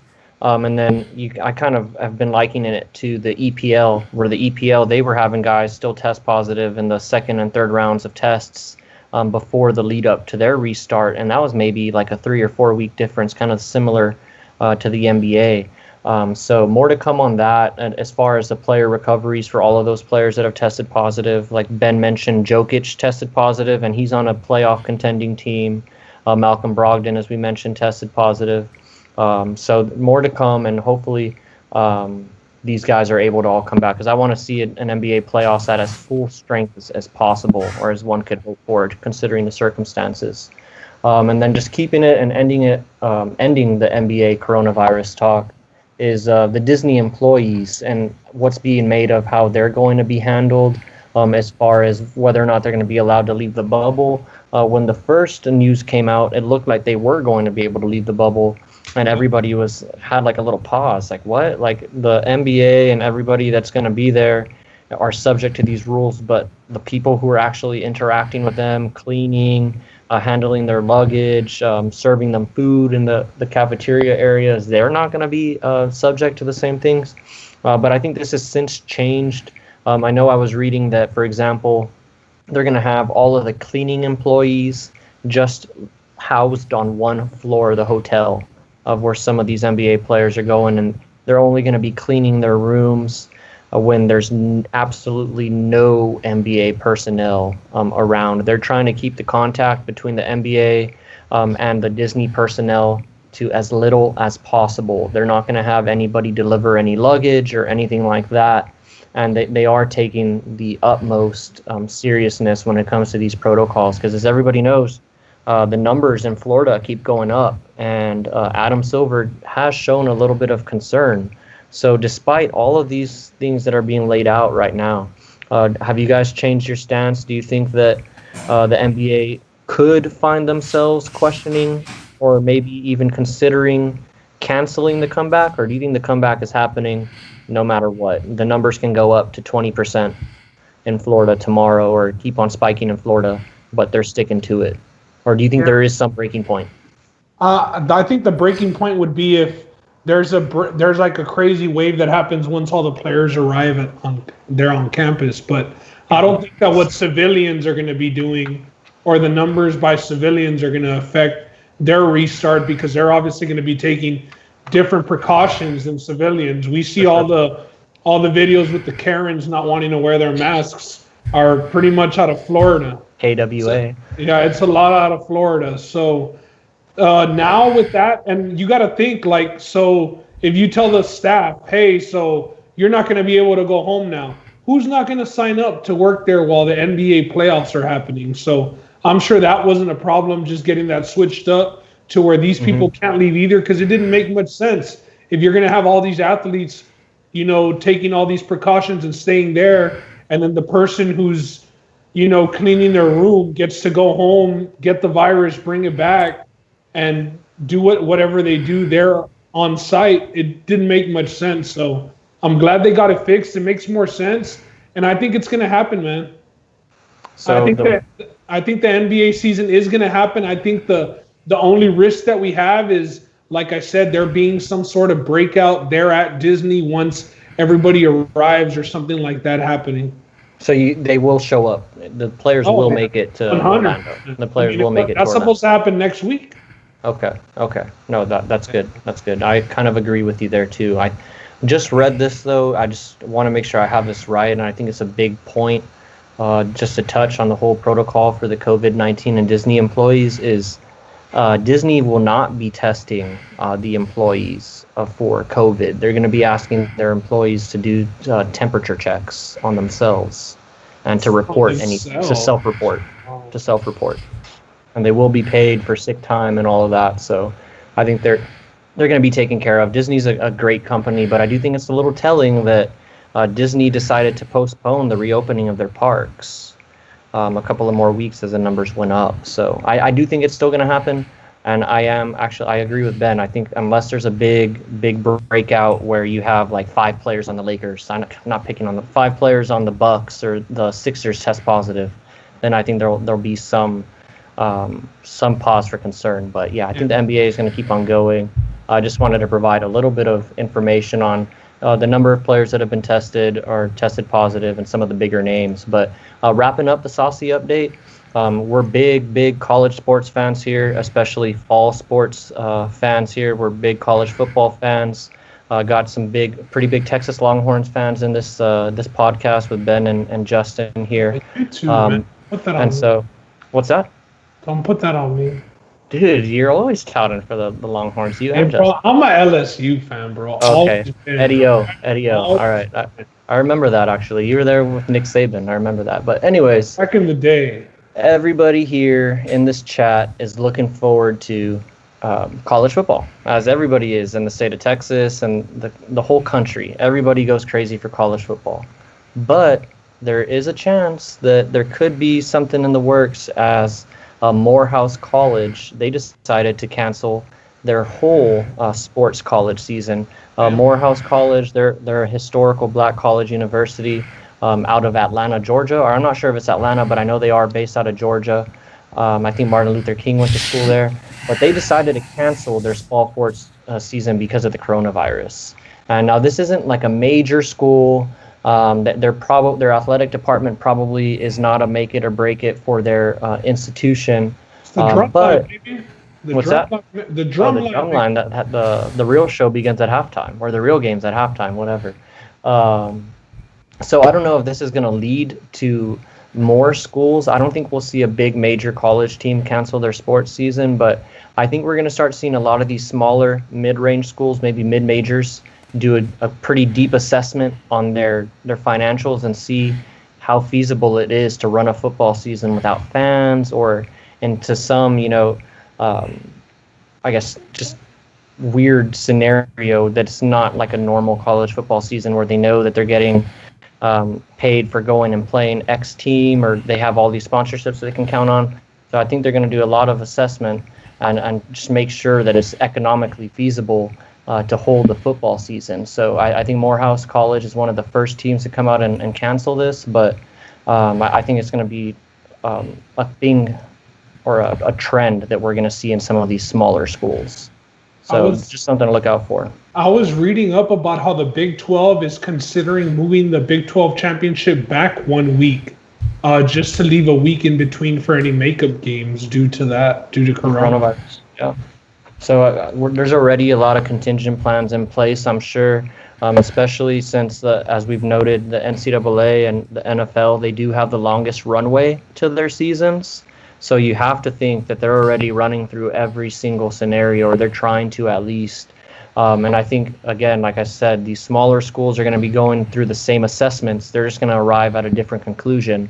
And they're going to be like, you know what, it probably makes sense for us not to have a season this year. So sad to see for, those seniors that were looking forward to their senior year of football, their senior year of basketball. I think that falls in the fall or lands in the fall. So sad to see that happen, but hopefully these schools don't have to permanently stop playing football or stop playing basketball. They can pick it back up next year. So, do you guys have any questions on that college football thing? I think it was pretty self-explanatory. It's just one school, but it could start a trend. I don't know if you guys think there'll be a trend going on with the smaller schools at least. I could see a few small schools having to do this just because of budgetary issues. If they don't get a full schedule, or they're not able to schedule like a big team that helps them make the money they need for the season. Well, yeah. Like, what happens if Alabama, they're like, you know what, Mercer, we can't play you guys this year because we have to play just a full conference schedule. There goes Mercer's schedule and money. Exactly. So a lot of these schools rely on getting the brakes beat off of them by LSU and by UT and by all of these schools. And Clemson, they rely on that payday. So now that's probably gone, it's not going to make their season. So, yeah, it's just hopefully. And then, Roland, and I'm going to take it somewhere else, but that big recruit, that Mikey Williams kid, how he said that he's even looked into going to some HBCU universities. Yeah. But if you have them canceling seasons, that would make somebody like him with clear NBA aspirations definitely second guess going to a school like that would call the season sooner than. I know he said, Zion went to Duke, and we know how much money Zion made for Duke, and he didn't. Did he benefit much from it? I think that he was already going to be the number one pick prior to going to Duke. Yep. That definitely just shirted up. But So that's just another thing that popped into my head because Mikey Williams had been vocal about considering those types of schools instead of just going to those prominent D1 colleges. I know, and I'm glad you brought that up. Kudos to Mikey Williams. Definitely a different kid. He has a different mindset on things. If you actually read that post that Ben is talking about, he gets into a lot of that. Just talking about how he needs to build something for himself and how the players, they have the control. But back to, just the whole thing about HBCUs, I do think that would affect a player like Mikey from even considering the HBCU. So I think they'd just be back at square one because they weren't getting these players to begin with, right? I think that was... And for the people that don't even know who he is, I mean, he's pretty much like if Zion was a guard, I mean, he's putting up type of highlights that Zion was putting, but at a guard. As a freshman. And he's a freshman. Yeah. So he's a dude who the rule might just change for the NBA, and by the time he's a senior, he'll be able just to go straight into the NBA. Yeah. And he's one of those players that easily, he's probably going to be the number one pick when he comes out. Or he'd be one of those guys joining that team in LA, that G League team that's paying kids $500,000 to go and play 10 exhibition games. So that's the type of prospect that we're talking about with this guy. Yeah, and no, Mikey Williams up there. He had mentioned going and possibly going to one of those types of colleges just because he knew the meaning behind it. So for sure, a smart, mature kid. But yeah, if you don't know who he is, look up his basketball highlights. Man. He has one of the best highlight tapes out there as a freshman. It probably has a top 10, probably Ball This Life mixtape as a freshman. And the other thing I like about this kid, and I'll get off of this here pretty quickly, but he decided to stay at his local high school. He could have gone and played at one of the prep schools at Oak Hill. He could have gone and played Sierra Canyon in LA with Bronny. He could have gone anywhere. And we're talking about a high school kid here choosing where to go play high school ball, but that's just the landscape of AAU and these top-ranked guys. But he decided to stay at his local school, and he led them to their first city or state championship as a freshman. So the sky's the limit for this kid. And like Ben said, go log on to YouTube when you're done listening to this and look at some Mikey Williams highlights. All right. Well, speaking of Mikey Williams, going to the NBA is a lock for that kid, right? Let's move on to the NBA. NBA is allowing players to wear messages on their jerseys. I know we had the joke with John Morant this week saying that he was going to wear the F12 because he's number 12. What do you think we're gonna see as far as these jerseys go and these messages? I think that's just another way of the players being able to use their platform and guys saying, it could take away from the cause. Hey man, now if you don't even have to have your last name on it, you could put, I'm sure LeBron will have the name of somebody who's been gunned down by a police officer innocently, just because we know the type of character LeBron is. So I do expect that from him. And, man, if that jersey comes out, bro, expect the price on that to be ridiculous. Ooh, I didn't think about that. Yeah, imagine, or if, he's able to change the message that's on the back of it every game, I mean, that would be crazy. So a lot of opportunities. And even if they put those jerseys for sale, the proceeds could go to the family. There's a lot of opportunities just kind of thinking outside the box. But that's what we said about Adam Silver being the best commissioner in basketball as far as giving him the leeway and all that stuff, forget about kneeing. That's not a problem. Go ahead and put whatever you want on the back of your jersey to, for the cause or whatever you're standing for. Yeah. So I think maybe we'll get some people wearing Breonna Taylor's name on their jerseys until the cops get arrested or something. Yeah. No, I think it's good. I think it's another way for these players to use their platform.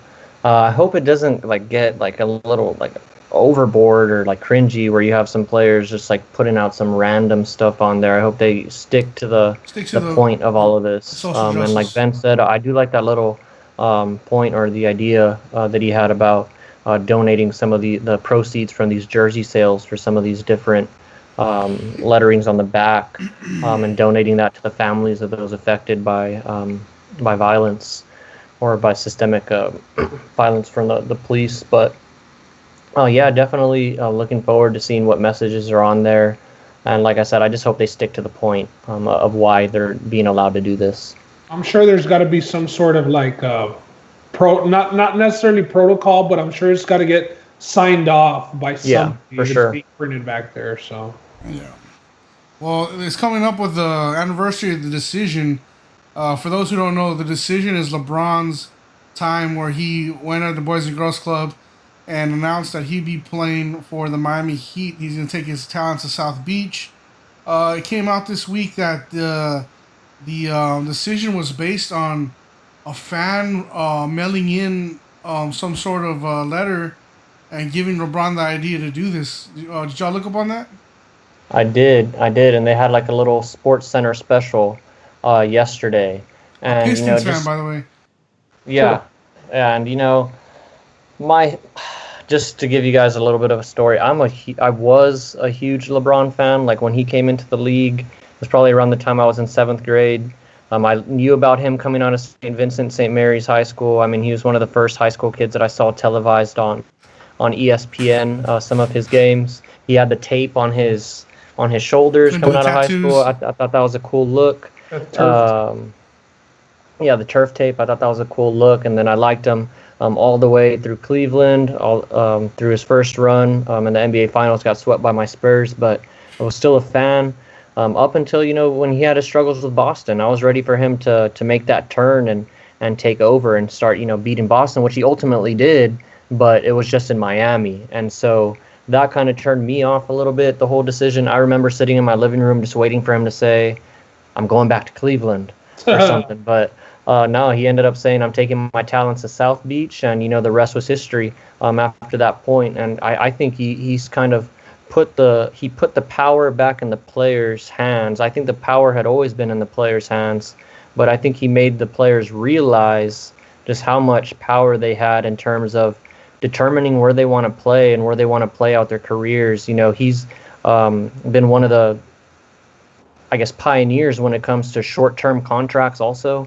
You see a lot of these upper echelon players, or some of the upper echelon players, play on these 2-year contracts with a 1-year player option, or in LeBron's case, he's got a 1 and a 1. He's got a 1-year deal with a 1-year player option. He's like, I'll play out the year, then I'll let you know what I'm going to do afterwards. I'm not committing to anything too long term. And I think he really changed the landscape of the NBA and of free agency. And I think the players should be very, very thankful to LeBron James for that. And as a fan, I think he's kind of made it hard for some of these smaller market teams to kind of try and compete, because you have these players that they just want to team up or go somewhere and play with one another, although we're kind of getting away from that because of the way that the Supermax works now. But still, I think the decision was the beginning of the new era of the NBA, if I can just put it like that, maybe. Yeah, I think it's what made LeBron a villain. A donation event for the Boys and Girls Club made this turned guy out to be a villain. Yeah. But do you remember what other was it? Who were the teams on the list for the? I remember it was like the Knicks. They were on there. They were in visits. I remember he had, rumblings of Chicago, and then rumblings of and returning to Cleveland. I don't think LA even ever came into the mix. That's what they were coming off a championship at that time, I think, right. With Kobe. So that was never in the question. But yeah, I think those were the teams. And I think finding out what we found out about Dan Gilbert, the owner of the Cavaliers, it's pretty understandable why he left. Yeah, for sure. And I say that now as a 28-year-old. Yeah, in hindsight, I didn't understand that I forget how I was 2000 as a 16-year-old kid. I was like, man, this guy, he didn't want to win it by himself. He just wanted to go and team up with some other guys. I wasn't looking at it the way that I'm looking at it now. And I like Ben said, it's very, very understandable when you look at the landscape of the Cavs versus what he was going to walk into with the Miami Heat. I mean, Dan Gilbert helping choose your players, or being like one of the guys that's choosing your guys, or helping you build a team, or Pat Riley. Also, that's another thing. Come on. So, and you saw what happened as soon as he left the Cavs. I mean, they sucked. They got the number 1 pick, and they got Kyrie literally the next year. Yeah, and then I think they got Anthony Bennett after that. Yeah, and they missed the playoffs with Kyrie still, and they had the number 2 pick, and they picked up the bust of all bust in Anthony Bennett. But I mean, regardless, good thing LeBron went back and at least won one time in Cleveland. Just from him being there and all that, it was kind of it was nice to see, man. It was nice to see. And leading us in, you know who won a title with him in Cleveland was the young J.R. Mr. Hennessy himself, who I think it became official today that he's now got signed by the Lakers, and he's a big three, baby. He's a replacement for Avery Johnson. So let me ask you all. Avery Bradley. Yeah, Avery Bradley. What did I say? Johnson. The coach. Hey, it's a pseudo Spurs fan. Do you all see him getting playing time? Yeah, I think so. I mean, they're gonna have to play him and Dion Waiters. I mean, there's just they need Waiters on the same team. You need buckets. I told Roland that J.R. Smith's gonna be at the end of the bench, just watching the game, telling Dion, "Hey, fool, pass me some of them gummies." But that's gonna be crazy. I mean, that's a headache for Braun, isn't it? Yeah, he's gonna have a mental breakdown like once or twice throughout the playoffs. Like, I mean, you saw the mental breakdown that he had against the Warriors after JR pulled that crap at the end of game 1 where he didn't lay up the ball and he thought the game was tied, or he thought they were winning and he was running the clock out for the victory and shit, and then he sees Braun and just like, I don't know, with that whole interaction with LeBron James, Dion Waiters, and J.R. Smith, it's going to be some good TV. And then you also have to think that Rondo, I was about to say that the other personality in there is Rondo. So there might be some black eyes. That locker room might smell of a different fragrance than we're used to smelling inside of a locker room. But yeah, man, it's going to be fun. I'm looking for. I like J.R. Smith. I like these players, the guys that get in trouble, and they're kind of like their own free spirits. I like those kind of players. I know they're not the best to have on your team, but everybody needs a J.R. Smith every once in a while, just to, bring a smile to your face or laugh at something dumb that he did, or see him hit like a crazy contested shots, because we all know those are the only shots he takes are contested shots. So a little worried about him coming in because he hasn't played since 2018, and the last time we saw him, he was in a video whooping some kid's butt that hit his car. Rightfully so. Yeah. So I will say that I am happy, not only because I think that it's hilarious and it adds another headache and like a little wrench into the Lakers, because picking up J.R. Smith this late in the season, like, he's a wild card, but man, like, everybody just, the last thing that they remember about J.R. Smith is that, fumble that he had in the finals. And what was it, game 1 or game 2? Game 1. So that's what he's remembered by. So, he's on the number 1 team rankings wise right now, and this is a little tryout for him, man. If it's not on the Lakers, he could find himself on another team next year. But he's definitely got to do the most with the time that he's given. I expect like 10 to 15 minutes. So most. Was the reason why he wasn't signed earlier is because he was like in timeout from LeBron still technically? Like LeBron was still like, I'm not ready for this. He's like, I'm not ready for this guy. I can't take this guy right now. I'm still pissed off at him. I'm pretty sure that was LeBron's thing. He's like, I'm going to make him wait. I'm going to make him sweat a little bit. It's weird because, I mean, he was on the shelf the whole year, and now he's going to the number 1 team in the rankings. But it's also the only team that he would have gone to. I don't think any other team would have signed J.R. Smith. The only reason why they're signing him. I thought he would have been a good test for the Rockets. It would have been a circus, but he fits what they're trying to do. He's going there because LeBron has familiarity with him. So I don't know if he's going to be on a team after this. I think this is probably his last run, regardless. He's already a little bit up there in age, and people don't like to pay for the headaches when you're not producing as much as you used to. So I am happy to see J.R. Smith, but I also think that LeBron was like, okay, it's time for you to come out of timeout. I need a little bit of help, maybe. Laker Twitter got some hopes for him now that there's no fans, that he won't be distracted. Laker Twitter has hopes for everybody. No, I'm just saying now that there's no fans, he won't be as distracted, and this won't happen. Maybe. There won't be no pipe Twitter comments or Twitter DMs. Trying to get the pipe. Yo, that was crazy. I saw that this morning. But hey, he's former 6th man of the year. Can't forget that. He brings championship pedigree to the Lakers. Yeah, championship pedigree. That's right. Hell yeah, Lakers. Yeah, he wasn't too bad in Denver. I remember those years. He was good too. Gang sign JR. That's one of my favorite NBA players. Gang sign JR Smith. Hit a three, then throw up the Crip or the Bloods. I don't know what he was throwing up, but he was throwing some stuff up. We're not affiliated in this podcast. Relax, Roland. All right, so the NBA schedule got released. We're not affiliated. Recently, it was this week that it got released, and I think we're going to do a podcast dedicated to the NBA start sometime in the next week or two. Yeah, next couple weeks. Right before that July 30th game starts. So be looking out for that NBA podcast dedicated to the comeback of the NBA. And hopefully we do have a podcast and everything does go right as far as the Rona goes in allowing the NBA to start. Yeah. All right, last topic of the day, NFL. Man, some good news for one, Cameron Newton. Man, he got signed to the Patriots, a 1-year deal. Do you guys know if this is the veteran minimum? It's pretty much the veteran minimum. I mean, there's not a lot of guaranteed money on the deal at all. It's tied heavily to incentives.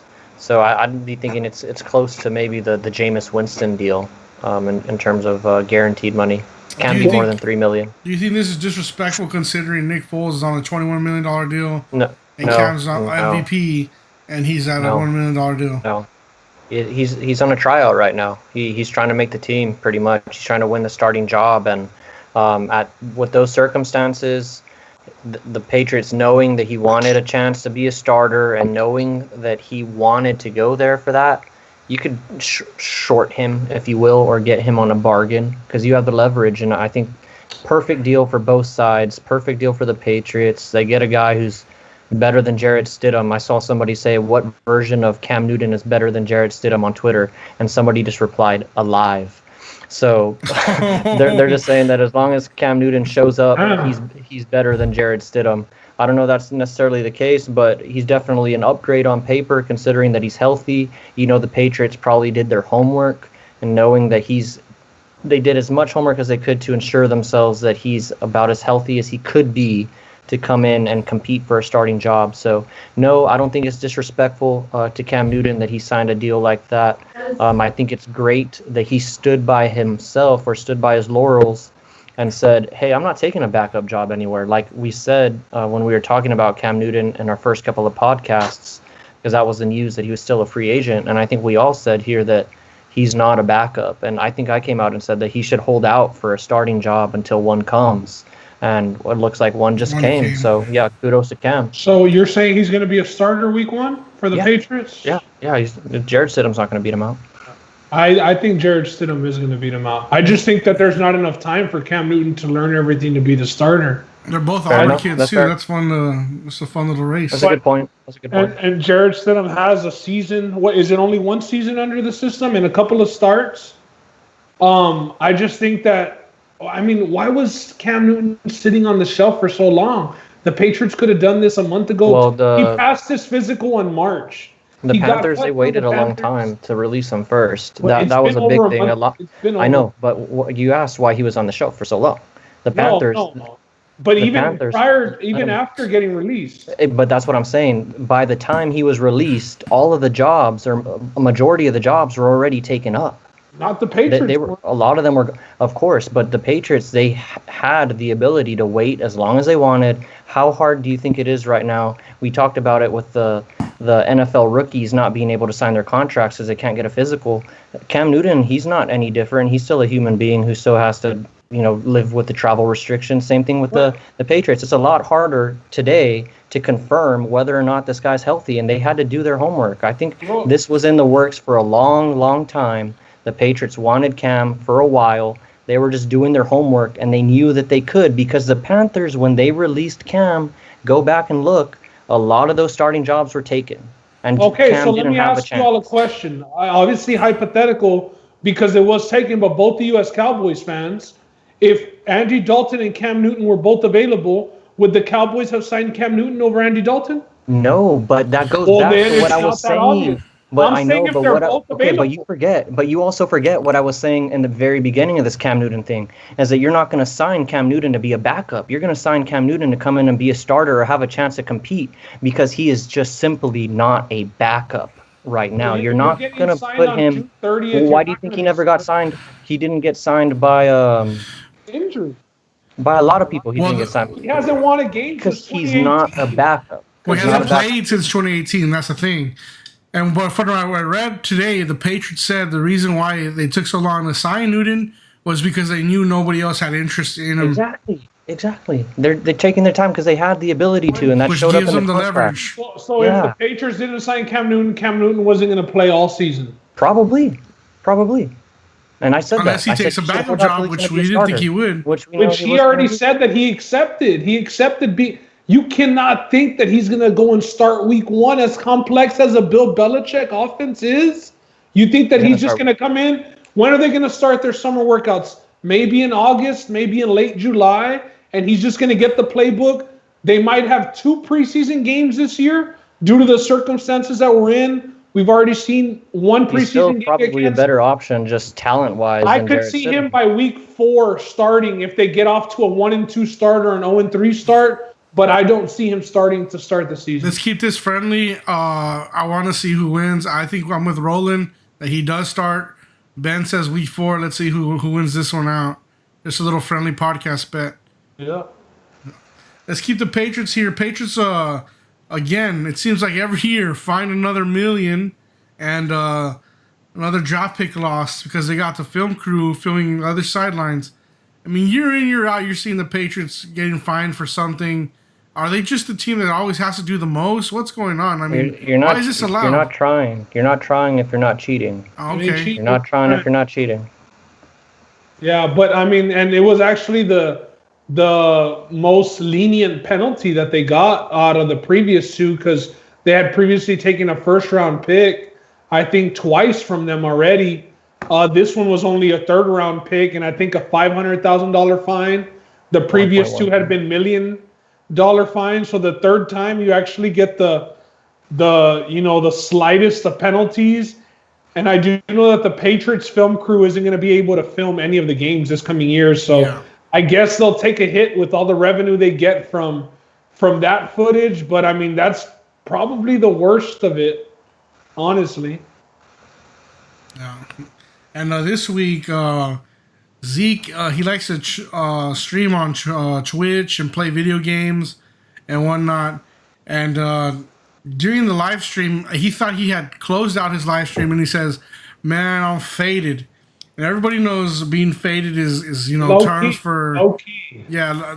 It means he's smoking a little, getting a little Or high. you could be drinking. I've But- heard faded with drinking also. Yeah. I mean, come So on. I think when he came on and said that he was just a little drunk and that Yeah. it wasn't weed. But this is just not a good look when you got the Rona.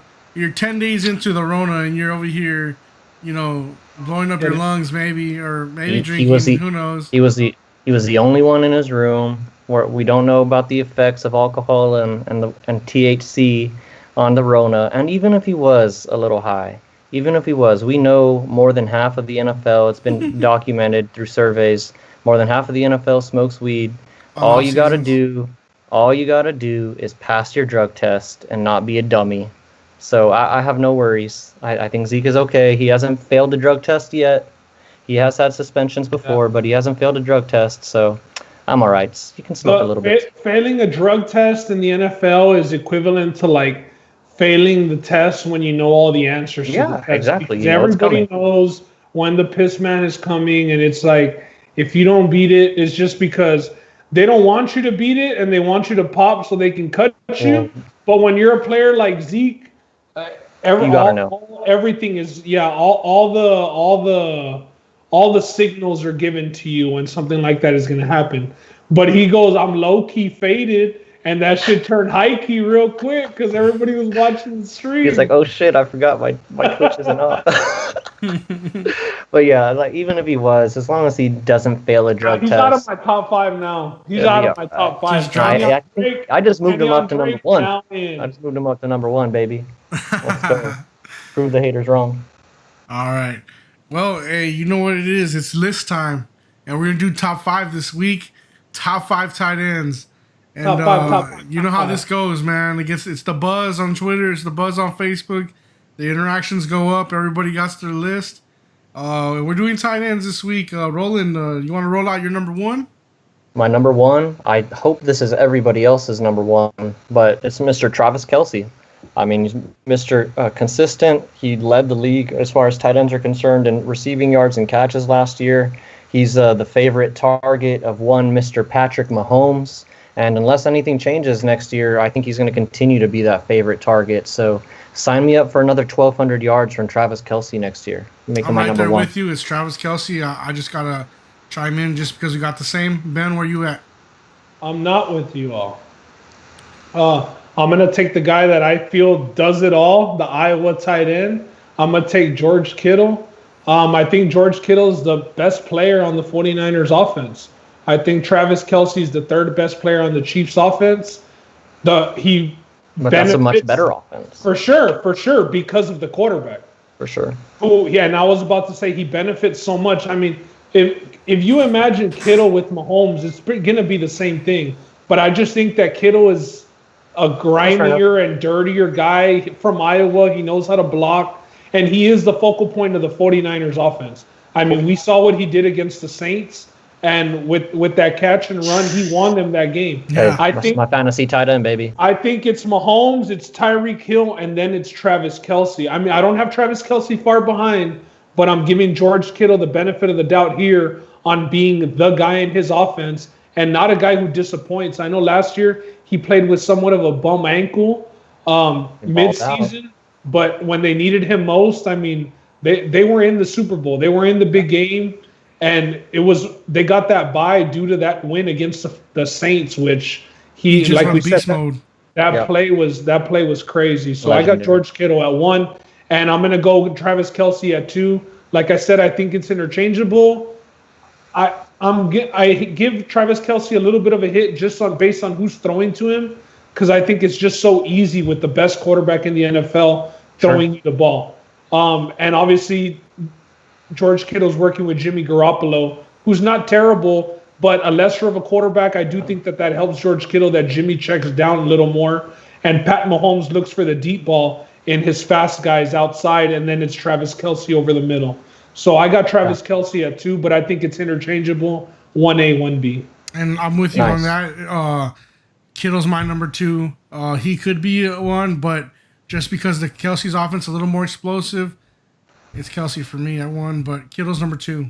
Yeah, I have Kittle at number 2, and I think there's a pretty sizable gap for me on 1 to 2, and then 3. I think Kittle, for me, it's one guy I would have wanted to put him at number 1, but I gave Kelce the respect of having done it for the past couple of years, and Kittle having his blow-up year last year. I do fully expect for Kittle to end the year as the number 1 receiver or the number 1 tight end in the league. I think he's going to put up the most numbers. He's an extremely reliable target. I know Jimmy Garoppolo loves throwing to him. He was a top 5 in terms of like catch percentage. So he was like the 80% in terms of his catch percentage when targeted. So that's a very high number. He finished over 1,000 yards receiving. Extremely, extremely athletic tight end. Like Ben said, does it all. He can block for you, line up in the slot for you, take you on a seam route for 60 yards as he did this year. And as I mentioned when Ben was going over his pick, that was my fantasy tight end this year. So George Kittle's a monster. Love what he brings to the game. Love his intensity. Probably he's my favorite tight end, but I'm going to, like I said, put him at number 2 because I respect Kelce having at least 3 or 4 years of consistent top-notch production, and I don't think it's going to fall off that much. But yeah, give me Kittle at number 2.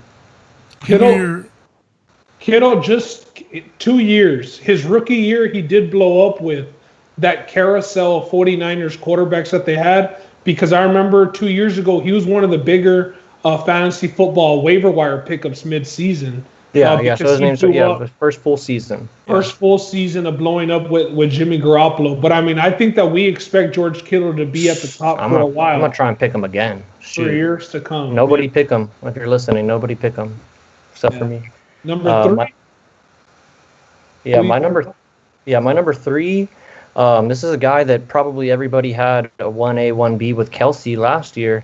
Is Zach Ertz. Zach Ertz, I still think for my money, He's an extremely athletic tight end. He has a great rapport with his quarterback and Carson Wentz. He's probably Carson Wentz's favorite target. I think Zach Ertz's best year was in 2018, and 2017 kind of took a little bit of a hit this year. In 2019, still it's a relative hit. We're talking about top tight ends in the league, but he's still up there. He lost a little bit of production because of the introduction to one Dallas Goedert to the offense this past year, who took quite a bit. I mean, Dallas Goedert, just being respectful to him, he finished the year with 60 catches and 5 touchdowns. Zach Ertz finished with 88 and 6.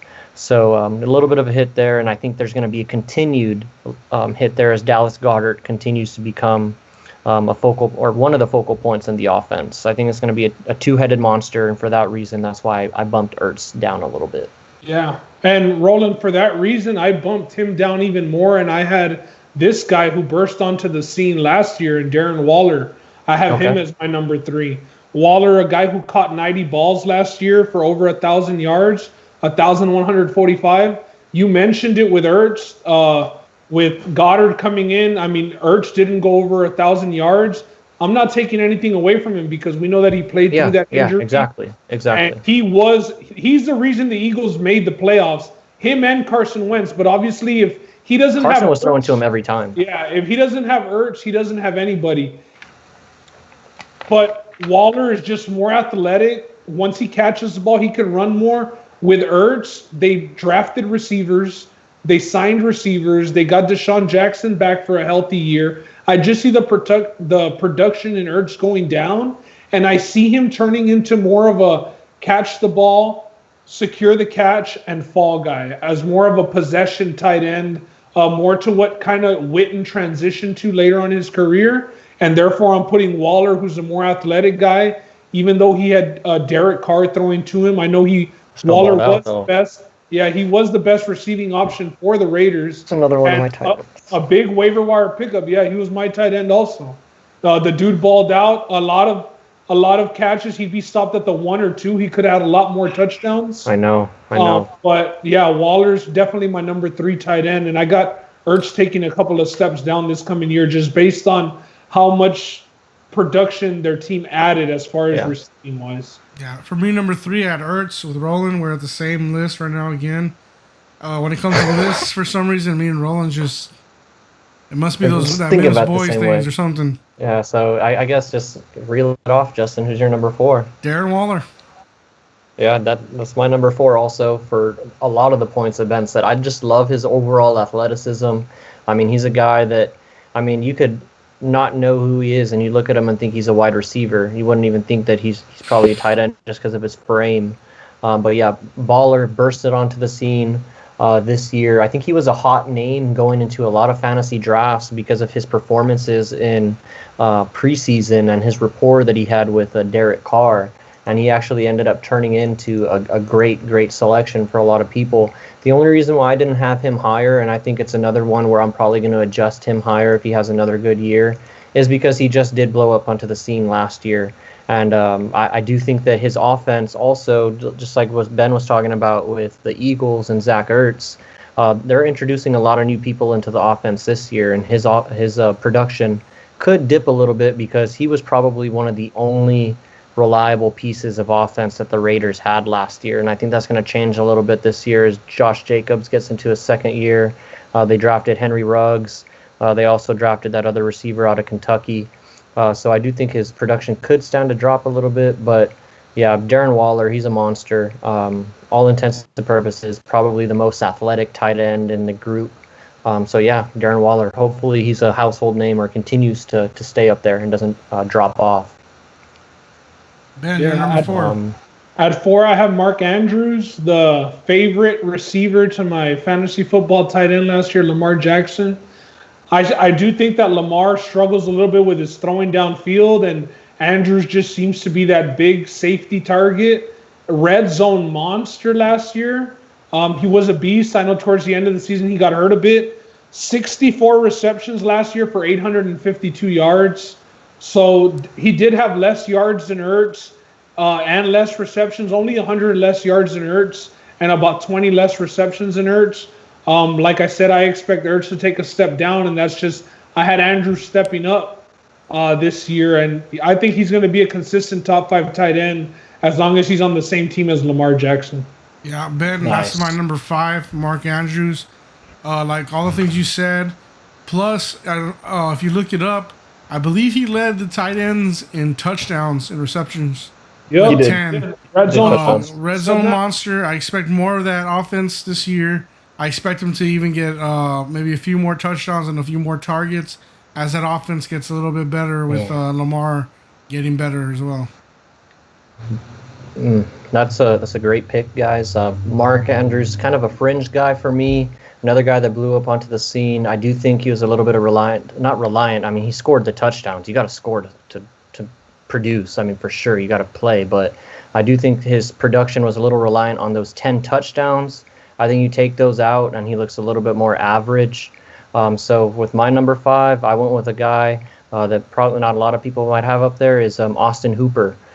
He was a very, very productive tight end this past year. He was one of Matt Ryan's favorite targets. He's the highest paid tight end now. This one kind of gives me a little bit of worry, but I'm going with him because I think he outproduced Mark Andrews last year, and that was on 13 games. So I'm thinking give him a full season. Baker Mayfield, it's really going to come down to what their connection is of whether or not Austin Hooper stays up there. But based on what he did last year, what he's done the past couple of years, but more so last year, really burst on for me to the scene. And he was a very, very reliable target. He's another tight end. I like to tout this receiving percentage category. I know a lot of it depends on what the kind of routes that you're running, but shoot, if you're a reliable target, you're a reliable target. And he's another guy that was up there in the 80s. So, I mean, he was right there at 80.6%. So almost 81% reception percentage. That's very high. That would have ranked him, or that ranks him actually. He's number 1 for tight ends in terms of that metric. But yeah, hopefully him and Baker Mayfield have pretty good rapport going into next season. Hopefully they're getting some coronavirus practices in right now, but we'll see. I do like Austin Hooper, though. Mark Andrews is right there, fringe for me. He was Hooper, a guy who got paid by the Falcons, right, to that biggest tight end deal? I think so. And the Browns traded for him. This is his first year with the Browns. This is going to be his first year because last year he was with he was Atlanta. Falcons. He was Atlanta, correct. So, I mean, we got to see how much Baker's got the weapons, man. Baker's got no excuse as far as his offense. Man, Baker that team, reminds again, me of that paper. Jameis, when Jameis had all those weapons with the Bucks and didn't do much. And that's because even when he had Njoku there, I mean, I didn't think he was that bad of a tight end for the Browns either. Specimen, maybe not the most reliable guy, but rounding off my top 5, man, it was debatable between Hooper and this guy, and I also had my 5th pick is Zach Ertz. I did have him falling off a bit, but he is coming in at number 5. The tight end, Jonnu Smith for the Tennessee Titans. That's a good pick. He burst on late, but he didn't do enough for me to put him in my top 5. If we had a top 10 tight end list, Jonnu Smith would definitely be on the lower part of the top 10 as far as like 6 or 7. But I expect big things from him, especially with a quarterback like Ryan Tannehill, who is reluctant to throw the deeper passes. Jonnu Smith is a guy who can catch the ball. They give him the ball in end arounds also. He's fast. Yeah, he's really fast. So I wanted to sneak him into my top 5, but I'm not going to disrespect Zach Ertz. So I got Zach Ertz rounding off my top 5. All right, well, that's it. That's our top 5 list.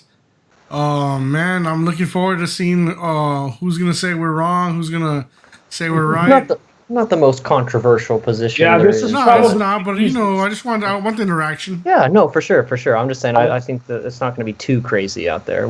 We might see a Jason Witten in the top 5 because we have a Cowboys fan base. But no, I don't know. I'm just kidding. Well, I'm just looking forward to that portion. More of like maybe somebody would sneak like maybe Zach Ebron in there now that he's with a new team. Maybe there's somebody who's obsessed Kyle with Vernon Rudolph Davis. or somebody. Still. The other name I was looking at right now, Hunter Henry. He always seems to get a lot of love from the analysts and people, the football pundits. He's been productive for a season or two, but never been able to put something together like super consistent. So he had a pretty decent year this year, but he has a new quarterback, so we'll see. Another one is Cooks. Cooks, the tight end, or Jared Cook, yeah. With the Saints. I mean, that's a really good spot for him. I think he's a guy that in fantasy football you could see touchdowns from him. I know he took like a pretty big hit last year and got injured, but he was getting into the end zone with the Saints late in the year. Who do you think? Okay, this is going to be random, and I just saw his name right now, and I know he's on the Seahawks now. Do you think Greg Olson's going to be the starting tight end? Oh, maybe. Is it going to be Disley? Is Disley still there? I'm going to have to ask Leo about that, but I just saw Greg Olson's name. That's another you gotta think they just got Greg Olson to.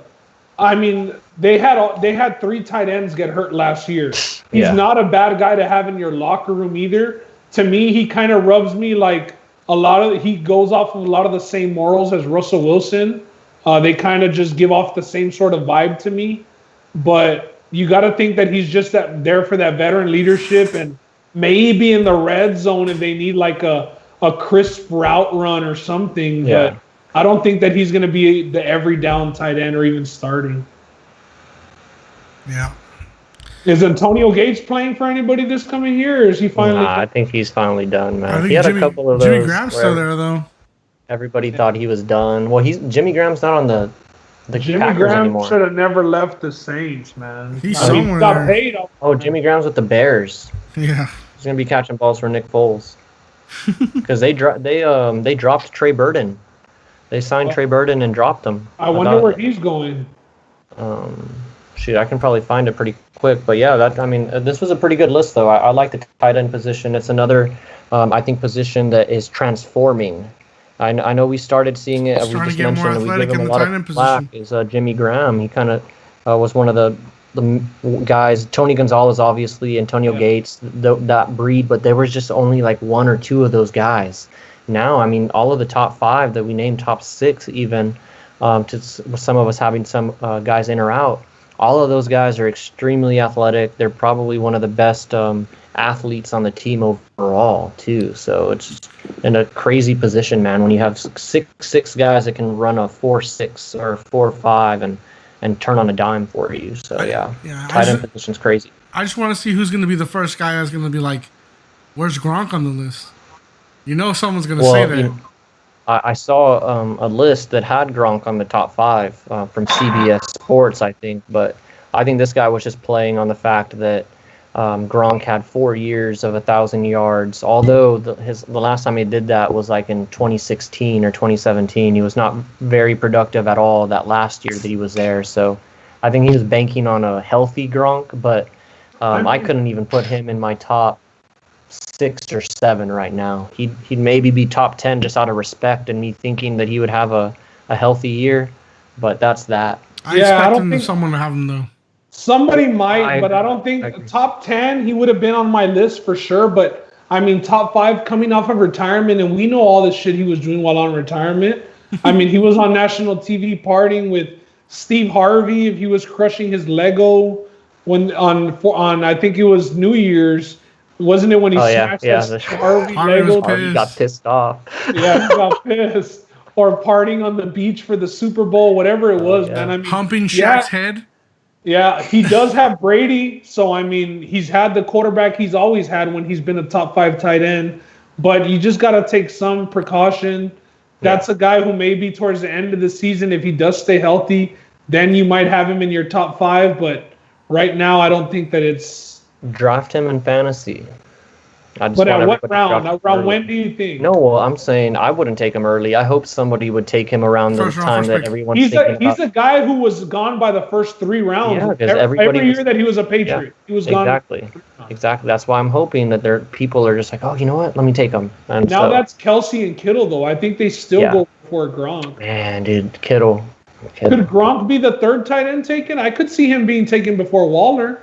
Just based off of name notoriety, Just off a namesake, for sure, I could see that. And where they're going to have him projected, ESPN's going to project him to have a pretty good season with Brady. Exactly. Offense. Yeah. So, I could see him getting – I wouldn't personally do that. I'd let somebody take Gronk and let me take Waller or Bro, something like because that. if you take Gronk, you got to draft 2 tight ends just based off his injury past, bro. I mean, No, you have to. You have to. And especially when you're drafting a guy like that early, that's just not something that I want to do. I want to draft my one tight end and stash him for that's it. 15 weeks, Yeah. not even on, think on about it. his bye week, you'll pick up a guy off the Yeah. waiver wire just for that week. And I had that problem last year, bro. I had Kittle and I picked up Waller, and I was always like, which guy? Oh, you which had guy both should of them. start? I had I both. had I had Kittle in one league and Waller in another. No, So I was Waller was a waiver wire pickup for me, and I already had Kittle, and I ended up trading him away for a receiver eventually, but it was tough deciding. I ended up sticking with Kittle and trading Waller. So you think he'll stay number one for you on your list? I think so. Okay.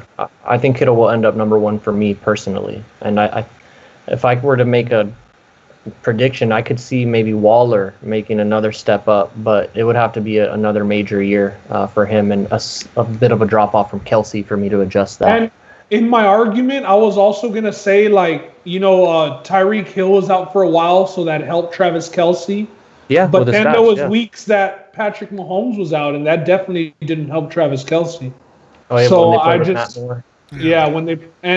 but the tight end is your safety valve, so that's the quarterback's best friend, especially for somebody like Matt Moore. So I don't think that Kelsey's numbers took that big of a hit when Matt Moore was there. I think it was more of Nicole Hardman and Tyreek Hill that took a hit, because those Kelsey are the guys that Mahomes pushes the ball down the field with. You know what I mean? So, yeah. All right, man. Well, that wraps it up for the NFL. And that's it for this week. Guys, any last comments, any last words you want to get in? No, just pay attention to the Twitter feed. We're gonna start as more sports come on.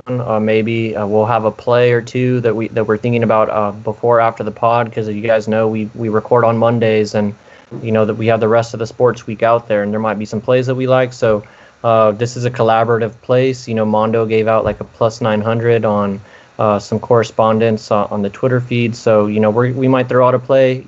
Share a play also in the thread, and we can all cash together. So just be on the lookout for that as more sports are on there. I know Ben's really big into soccer right now. Ben and Justin, myself also getting into soccer a little bit, and then golf also. You've been into golf, bro. Yeah, I've been getting a lot into golf. So since coronavirus came back, I've been looking primarily like at tournament matchups, intra round matchups, just to win the round against another golfer. And then I recently started looking into pre-tournament winners.